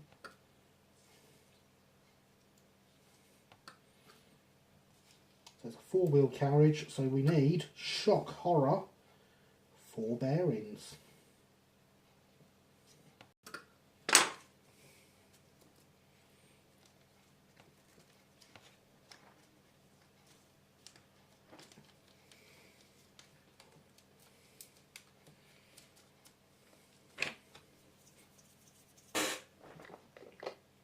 And for this stage we need our good friend Mr. Superglue, who we shall dab a blob of back on the workbench. We don't need much because we're just supergluing the bearings into the axle guard.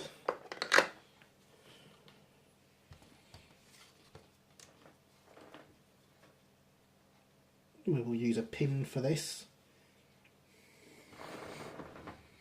and the glue will go inside the hole of the axle guard.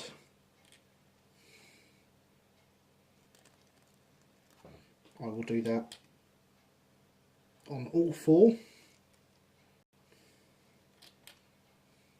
Don't think I quite got enough glue in that one, so we'll just add a bit more there.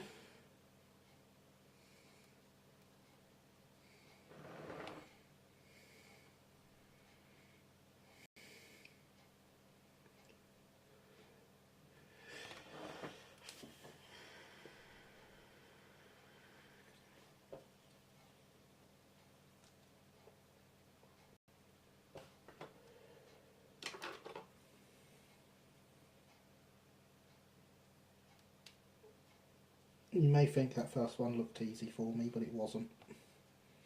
That second one was even harder, so I'm going to go back to doing it by hand.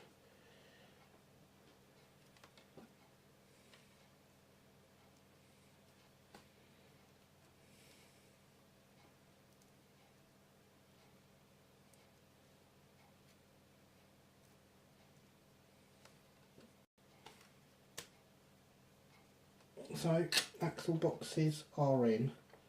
I'm just going to put a bit of pressure on the back of these to make sure they're pushed all the way home.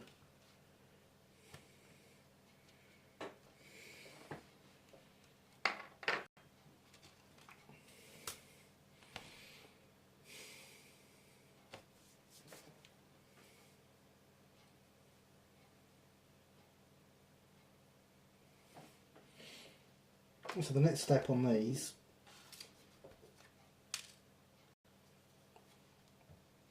okay, you don't want to be attached anymore, fine, is to glue an axle box, which are these bits here, over the back of these.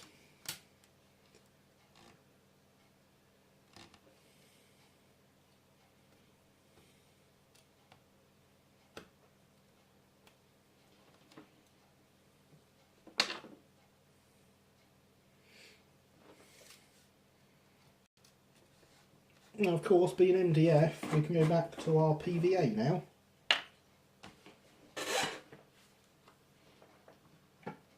There's my PVA smearing stick.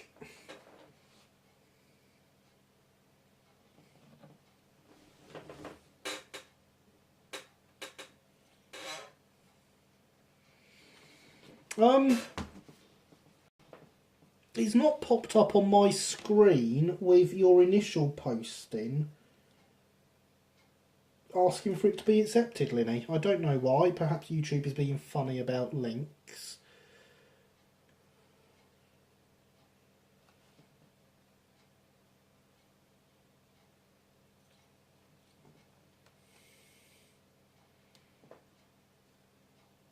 So yes, that second one you've posted with spaces has appeared.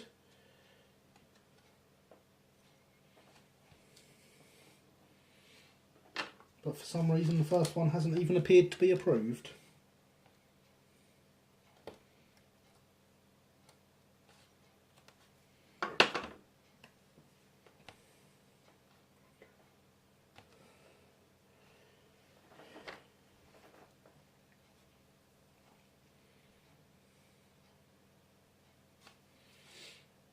These axle boxes are nice and easy to line up because the bearings do stick out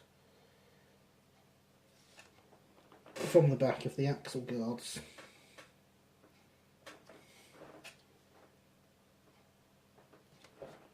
So you are just positioning it over the bearing and getting it straight, obviously.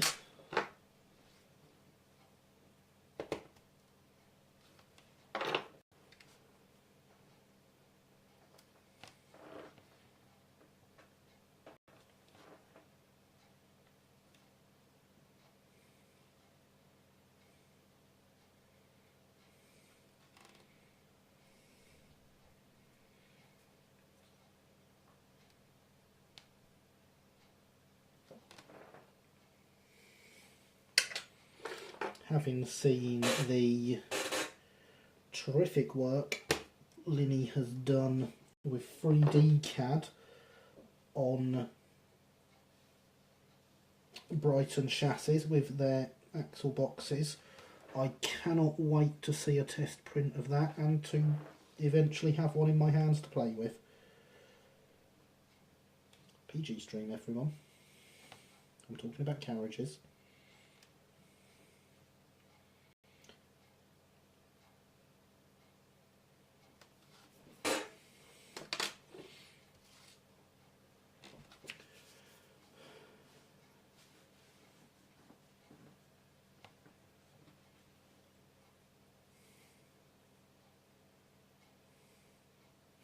That's why we do them first, of course. I remember now. I'm going to pop all of these out now.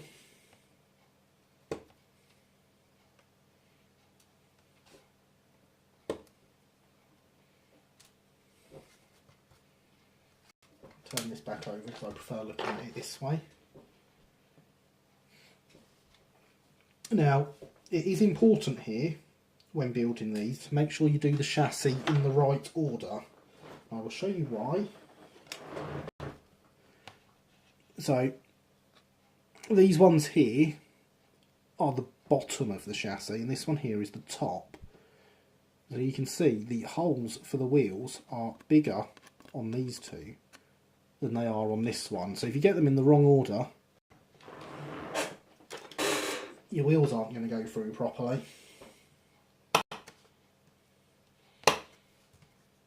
So we will start with the first layer of the chassis.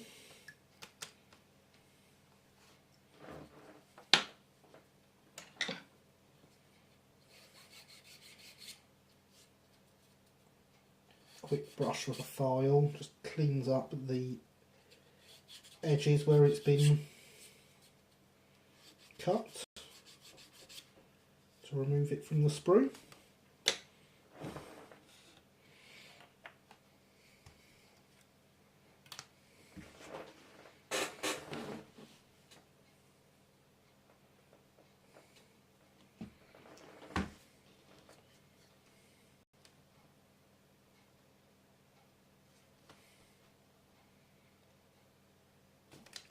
You know, it's probably easier to stick the glue on here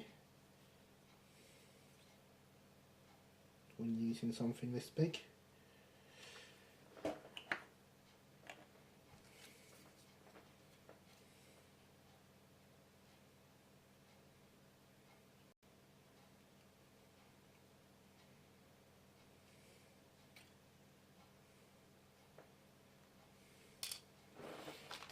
And at this point we actually want to get the wheels out.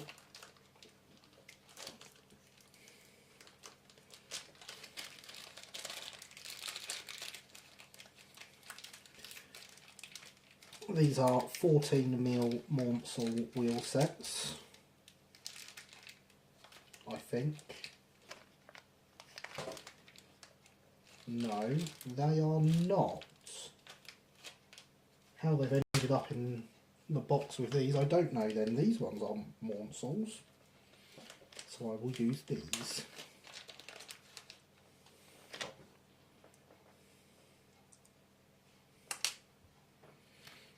These are bought separately from the kit, but Linny does include on the instructions everything extra you need to buy.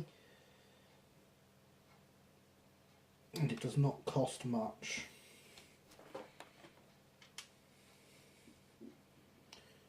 So we put some glue on there. We get the wheels.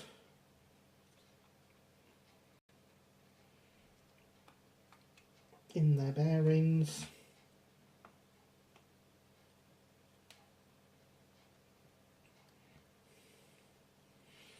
This could probably be done in a much simpler way. I'm sure Linny can tell me I'm doing it wrong.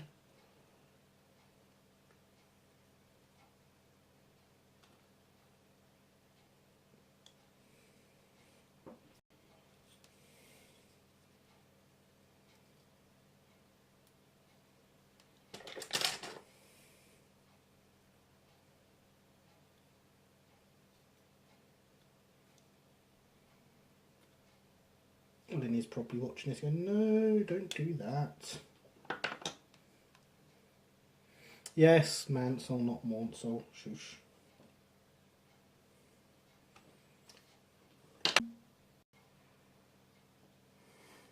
Okay, I think we are back and working now. I'm just going to give it a second for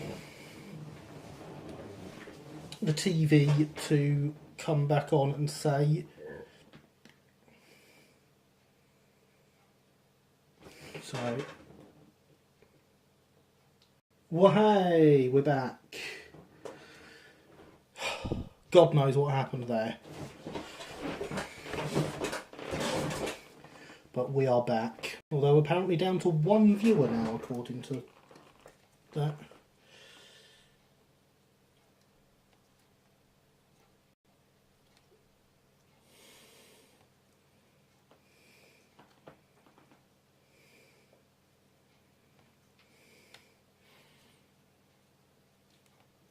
Good to hear you say that, Ian. They are indeed wonderful kits and wonderful value. I'm going to take this back off and put a bit more glue on there, as that is what I was doing when I first noticed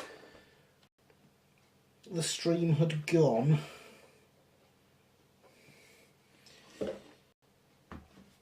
You will have all missed me demonstrating just how free rolling these kits are. So I will do that again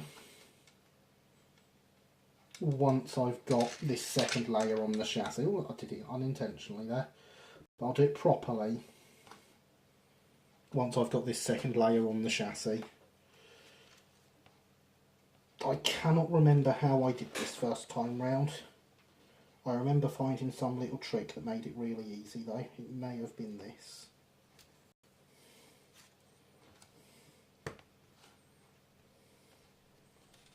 Yes, they've all gone in very nicely.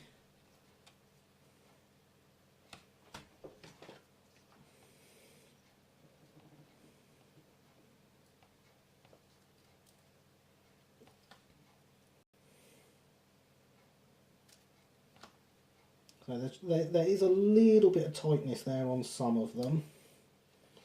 So I'm just using the pliers to make sure I'm getting the pressure either side of the axle guards.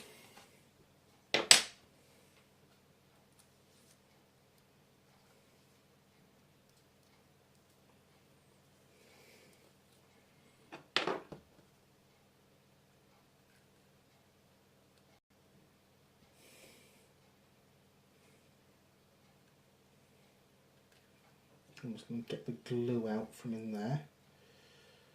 Remember kids, needles and skin do not normally go together like this, so Don't necessarily copy me. I've literally only just remembered I've got the duster there I could be wiping this off on. It's a bit late now. So, as I was saying, these, whilst the string was dead, these chassis are amazingly free running. Linny has done an incredible job designing them. Just a light tap and off it goes. If there wasn't stuff in the way, that would keep going forever and ever and ever and ever and ever, basically. It really does feel that way. These are amazingly free running chassis. Better than a lot of ready to run stuff I have, in fact.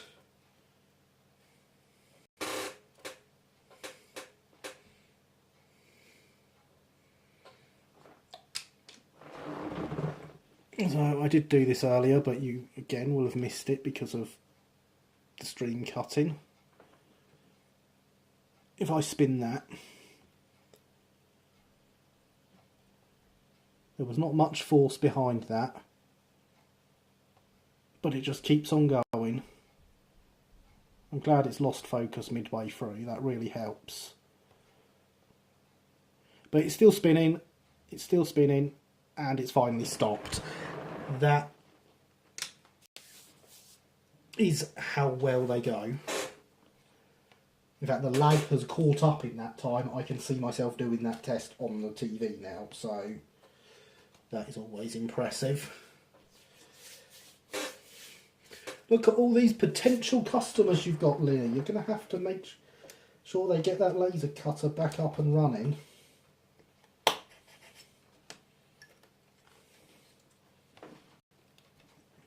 Losing out on loads of money. Well, I'll put it back in the right place this time.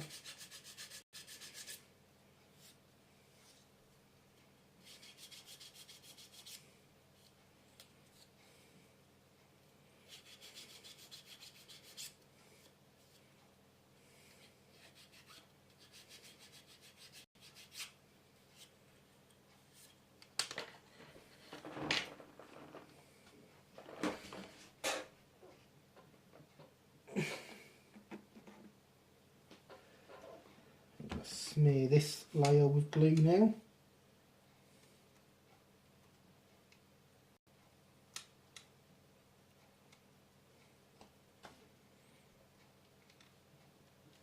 Oh look, Alex, all your money when you make it from streaming is going to have to go to Linny to pay for CAD work.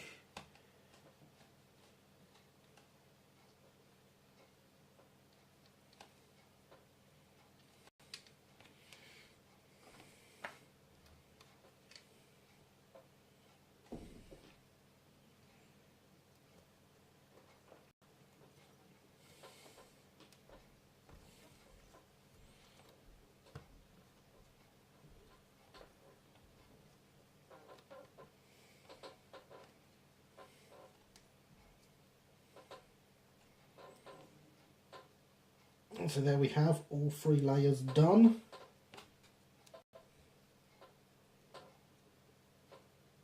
And still amazingly free running. Even if it did get stuck to my fingers a bit there.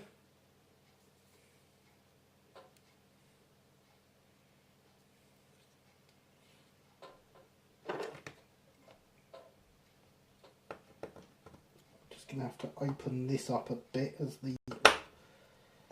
I got it slightly offline when I was doing the cutting for them.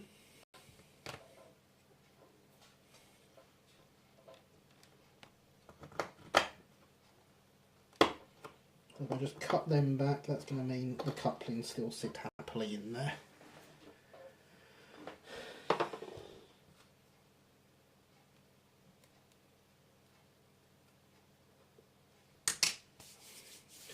So what do we say next? Instructions.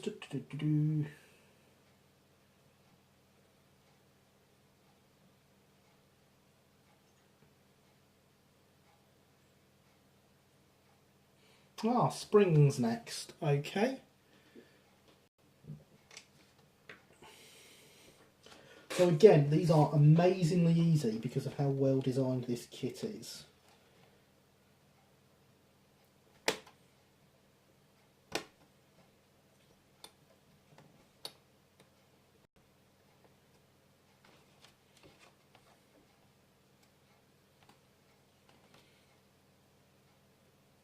That one's not cut through, that's why it wasn't behaving.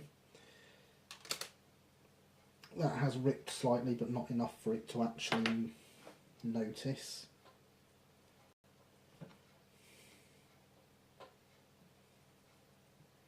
And that was my fault, not the kit's.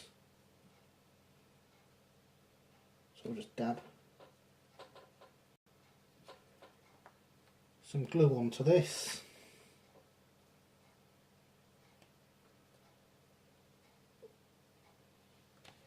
And there is a spring. Wasn't that easy, everyone?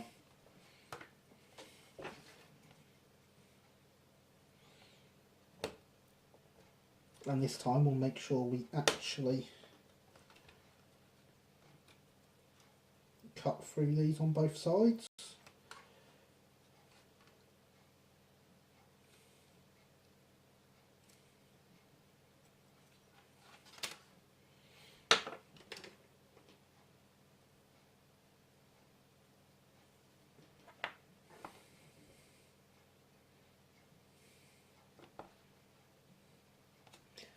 Blobs of glue.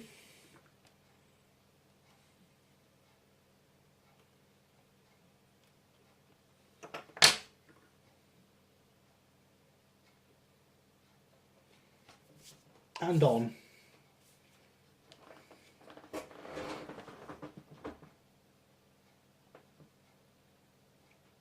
And we have springs, and they are great. Yes, Ian, it would appear we are all broke, and that's why we all do this. Which, of course, is another reason my brake van was scratch built and not a Roxy kit. Because a scratch built brake van costs me about 50p, and I can afford that.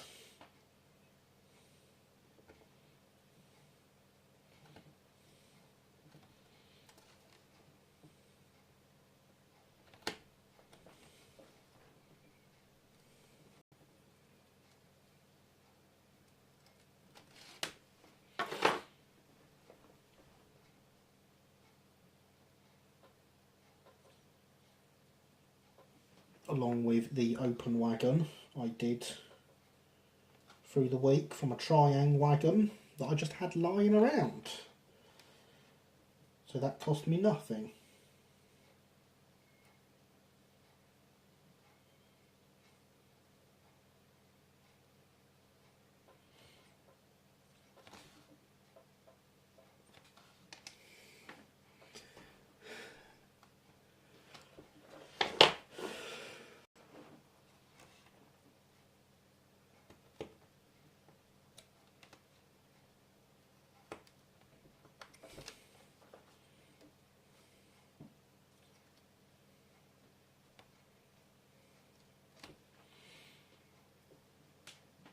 And that is that sheet done with.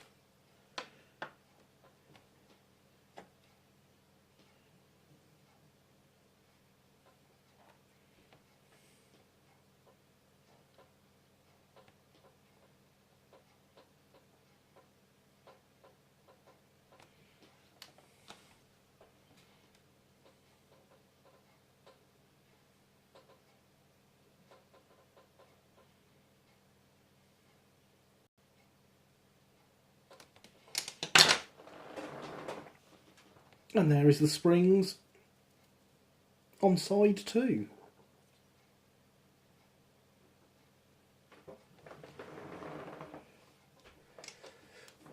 Yes, Ian, it can be a cheap hobby. You are right.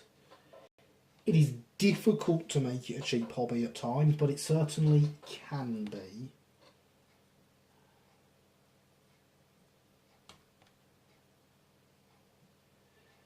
Right, so the next stage that it shows here on the instructions is to glue the buffer beams in place. However,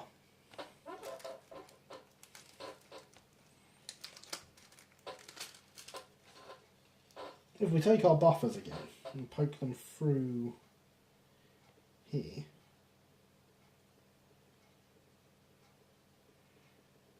we'll see that the shafts stick out the back.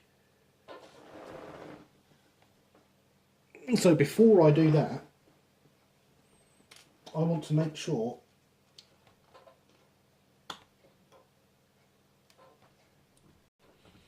I have cut them down to be short enough that they don't do that. Oh, this one's got a bit of flash on it. Let's just take that off.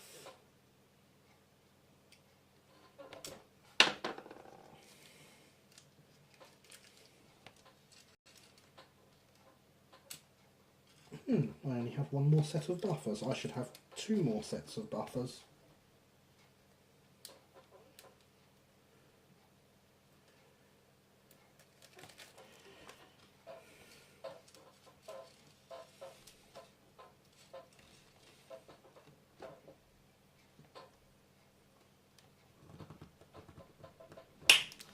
I'll have to get in touch with Chris Cox at 5 and 9 and get some more of these buffers made. Which is fine, because I have some stuff I need to order from him anyway.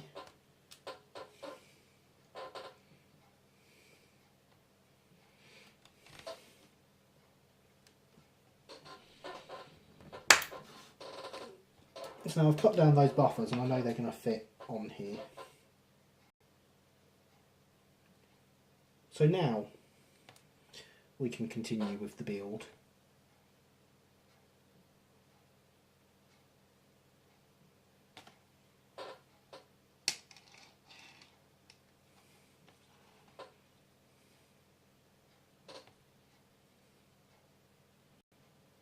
Put in some glue on the end there.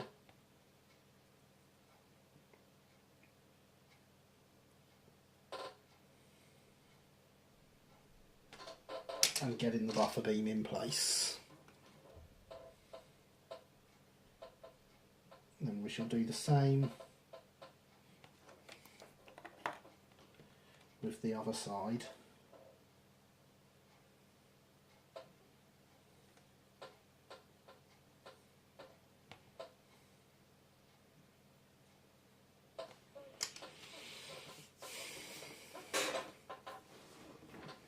So we then, I'm going to let them dry in place before sticking. Oh, I pushed the spring out, that was silly. I'm going to let them dry a bit in place before putting the buffers in. So we'll move on to this sheet, which gives us the chassis floor, the sole bar overlays and the axle box covers. So I'm just going to cut one of them out.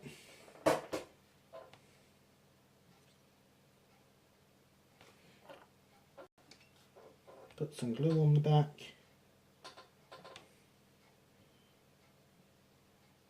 Ooh, I'll push the buffer beam out now.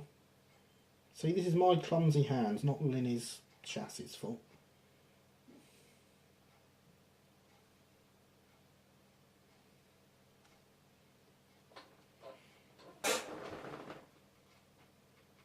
And so we get the axle box covered.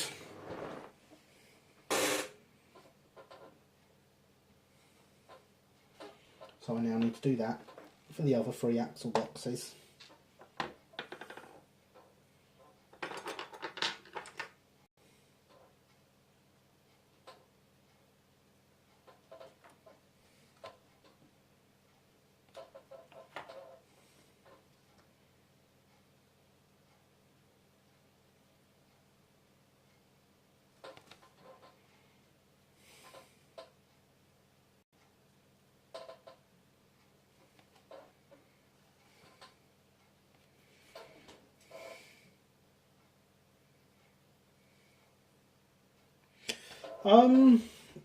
I actually don't, Harry.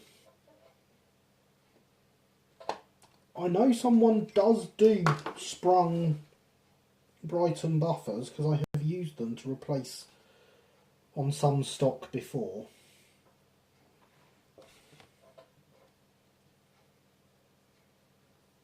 So I know they're out there, but I can't think who does them.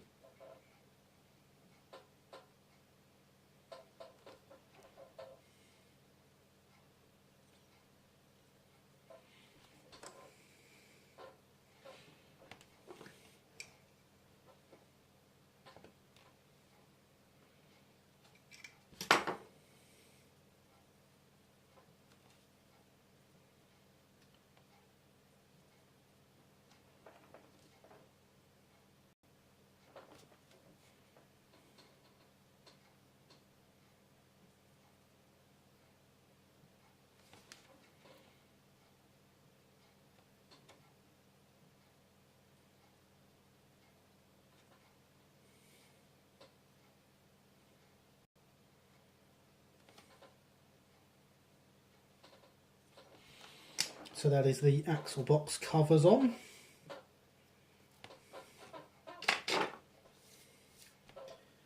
Next up, sole bar overlays.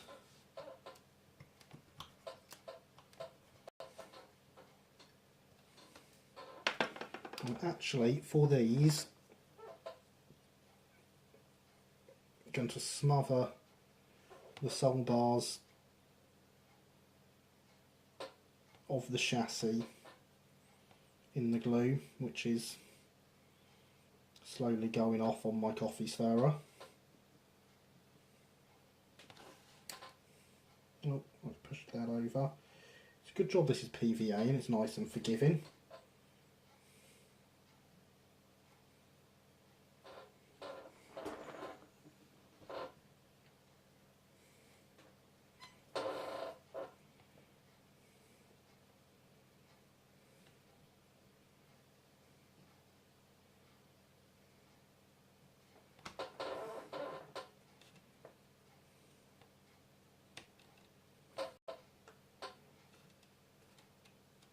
Again, good use for the bit of glass is it gives me a flat surface to just put a bit of pressure on with when needed.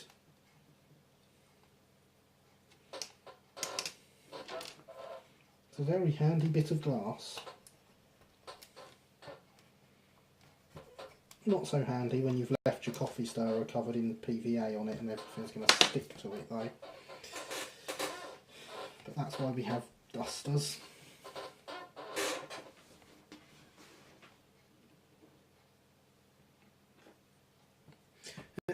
As I say, Harry, I know someone does them. One of my E2s is wearing sprung buffers because it came with no buffers.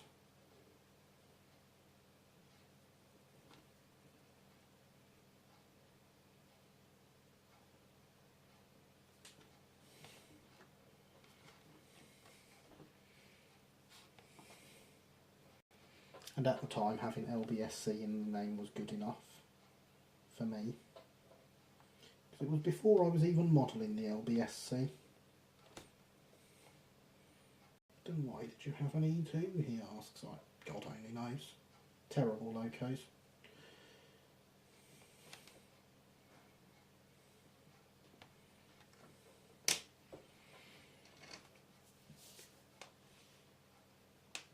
So of course the next step, logically, is the floor of the chassis. Now, of course, ideally, between each step, we would be leaving the chassis to dry. And of course, if you're building one of these in your own time, at home, you can do that. I, however, am building one live on the internet. I modelled freelance before I modelled the LBSC.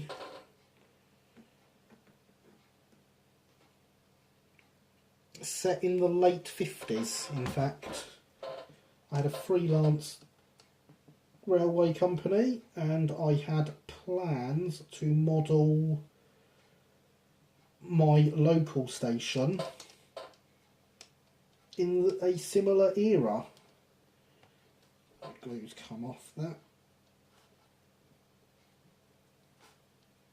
My local station obviously being an ex-LBSC station, but Dr. Beechin got his hands on it.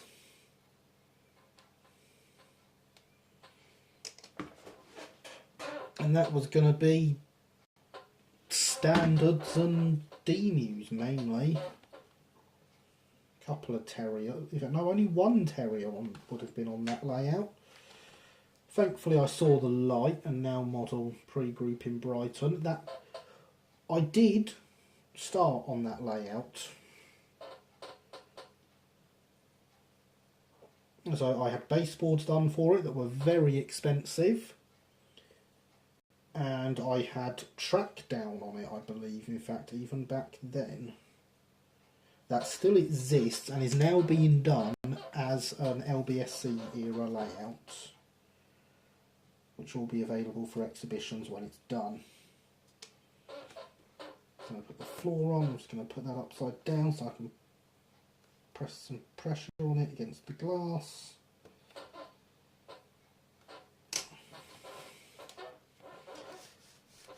Oh, this chair's really squeaky tonight. I hope that's not picking up too bad on the microphone. It's a lot squeakier than normal. That is me done with the PVA for this evening, I think.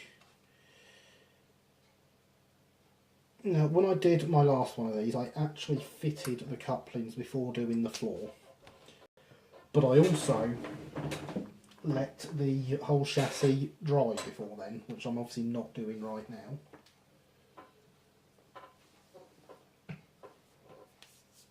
So that can wait. Oh. This is why we had it upside down. What we can do, however, is fit the buffers with super glue.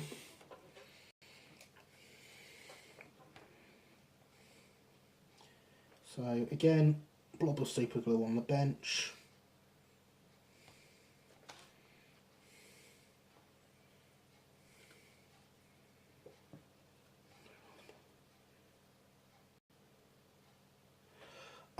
These buffers are from 5 and 9 models, Ian.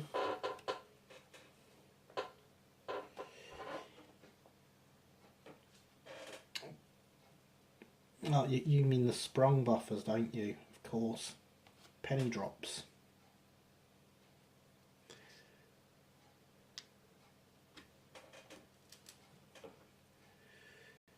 Is it a bad squeak? Because it is like the chair seems to me to be a lot louder than usual tonight.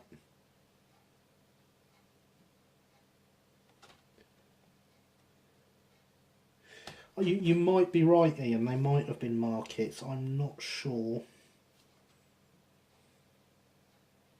Certainly worth investigating.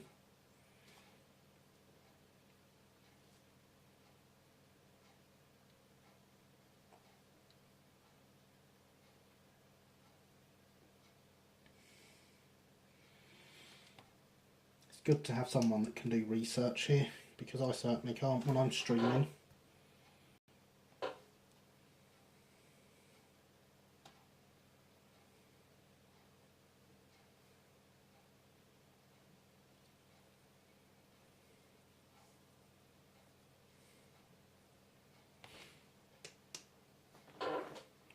One chassis. And so there we have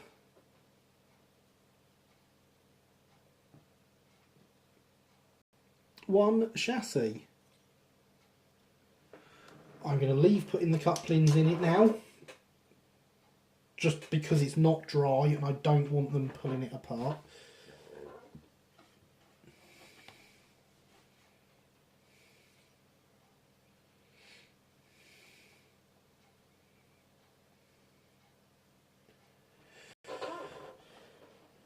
I'm going to have to oil the chair, aren't I? So we have 1/4 of an hour left. I could in theory start on the body. I don't really want to start on the body, I'll be honest, with only 15 minutes left. I'm going to put the roof away.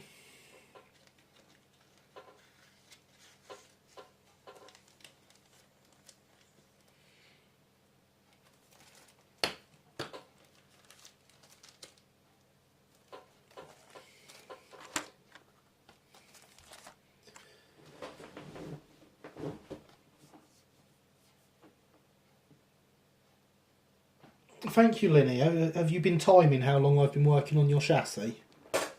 Because I'm very happy with it. I do love how quickly and easily your kits go together. And they just roll so nicely.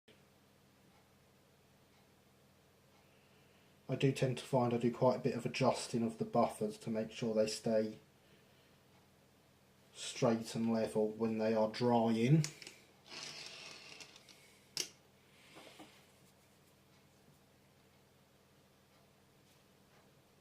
But yes, it feels to me like it's gone very well.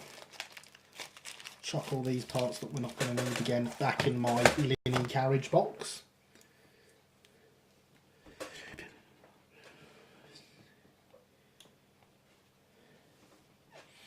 I do need to find a good source of Brighton buffers actually. I would like everything to be sprung. But it's not realistically going to happen anytime soon.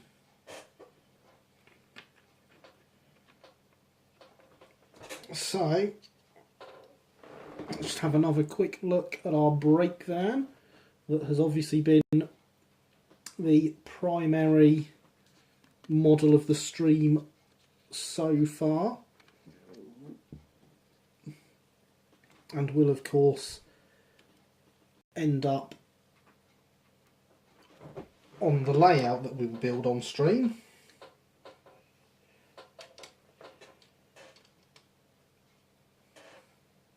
We've added the weight to the chassis today, we've stuck the roof on, we have done the transfers.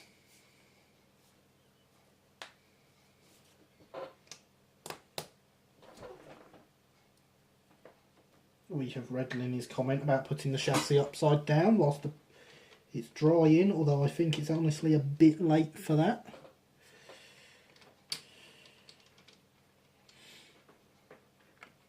So we can put that brake van aside, ready to be glazed next week, once the super glue is done, is all sorted. Because we don't want them fogging up. That will go in next week, and that will be that for the brake van. Obviously at this point now, the carriage is going to take over as the main vehicle for stream. So next week we will start work on the body. This should be significantly easier than the one I did before, because the one I did before is the brake, which has the distinctive Stroudley duckets and end, and I mean it was good to build. It was a very easy build, that was, and Linny has done a great job of it. But this I imagine will be even easier because I don't need to do that. Once we have done that, we will, so that we've got a scratch build, this is a kit build. Once we've done that, I think we will look at doing a ready to run bash,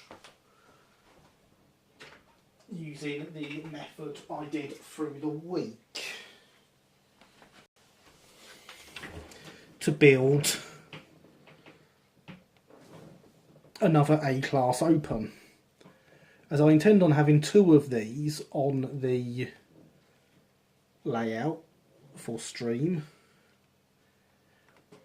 And this was a great build, I really enjoyed doing it, and of course it started life as one of these. This is the old Triang 7 plank. You can pick these up for pennies on eBay, so to be able to turn them into something as close to prototype as this,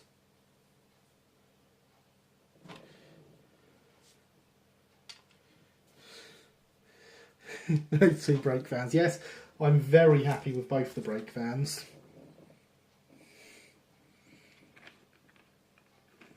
Because of course no one has mentioned, because of course I did also, as I said earlier, give this brake van an identity this week as well. They were fun. And so there we have the world's shortest goods train.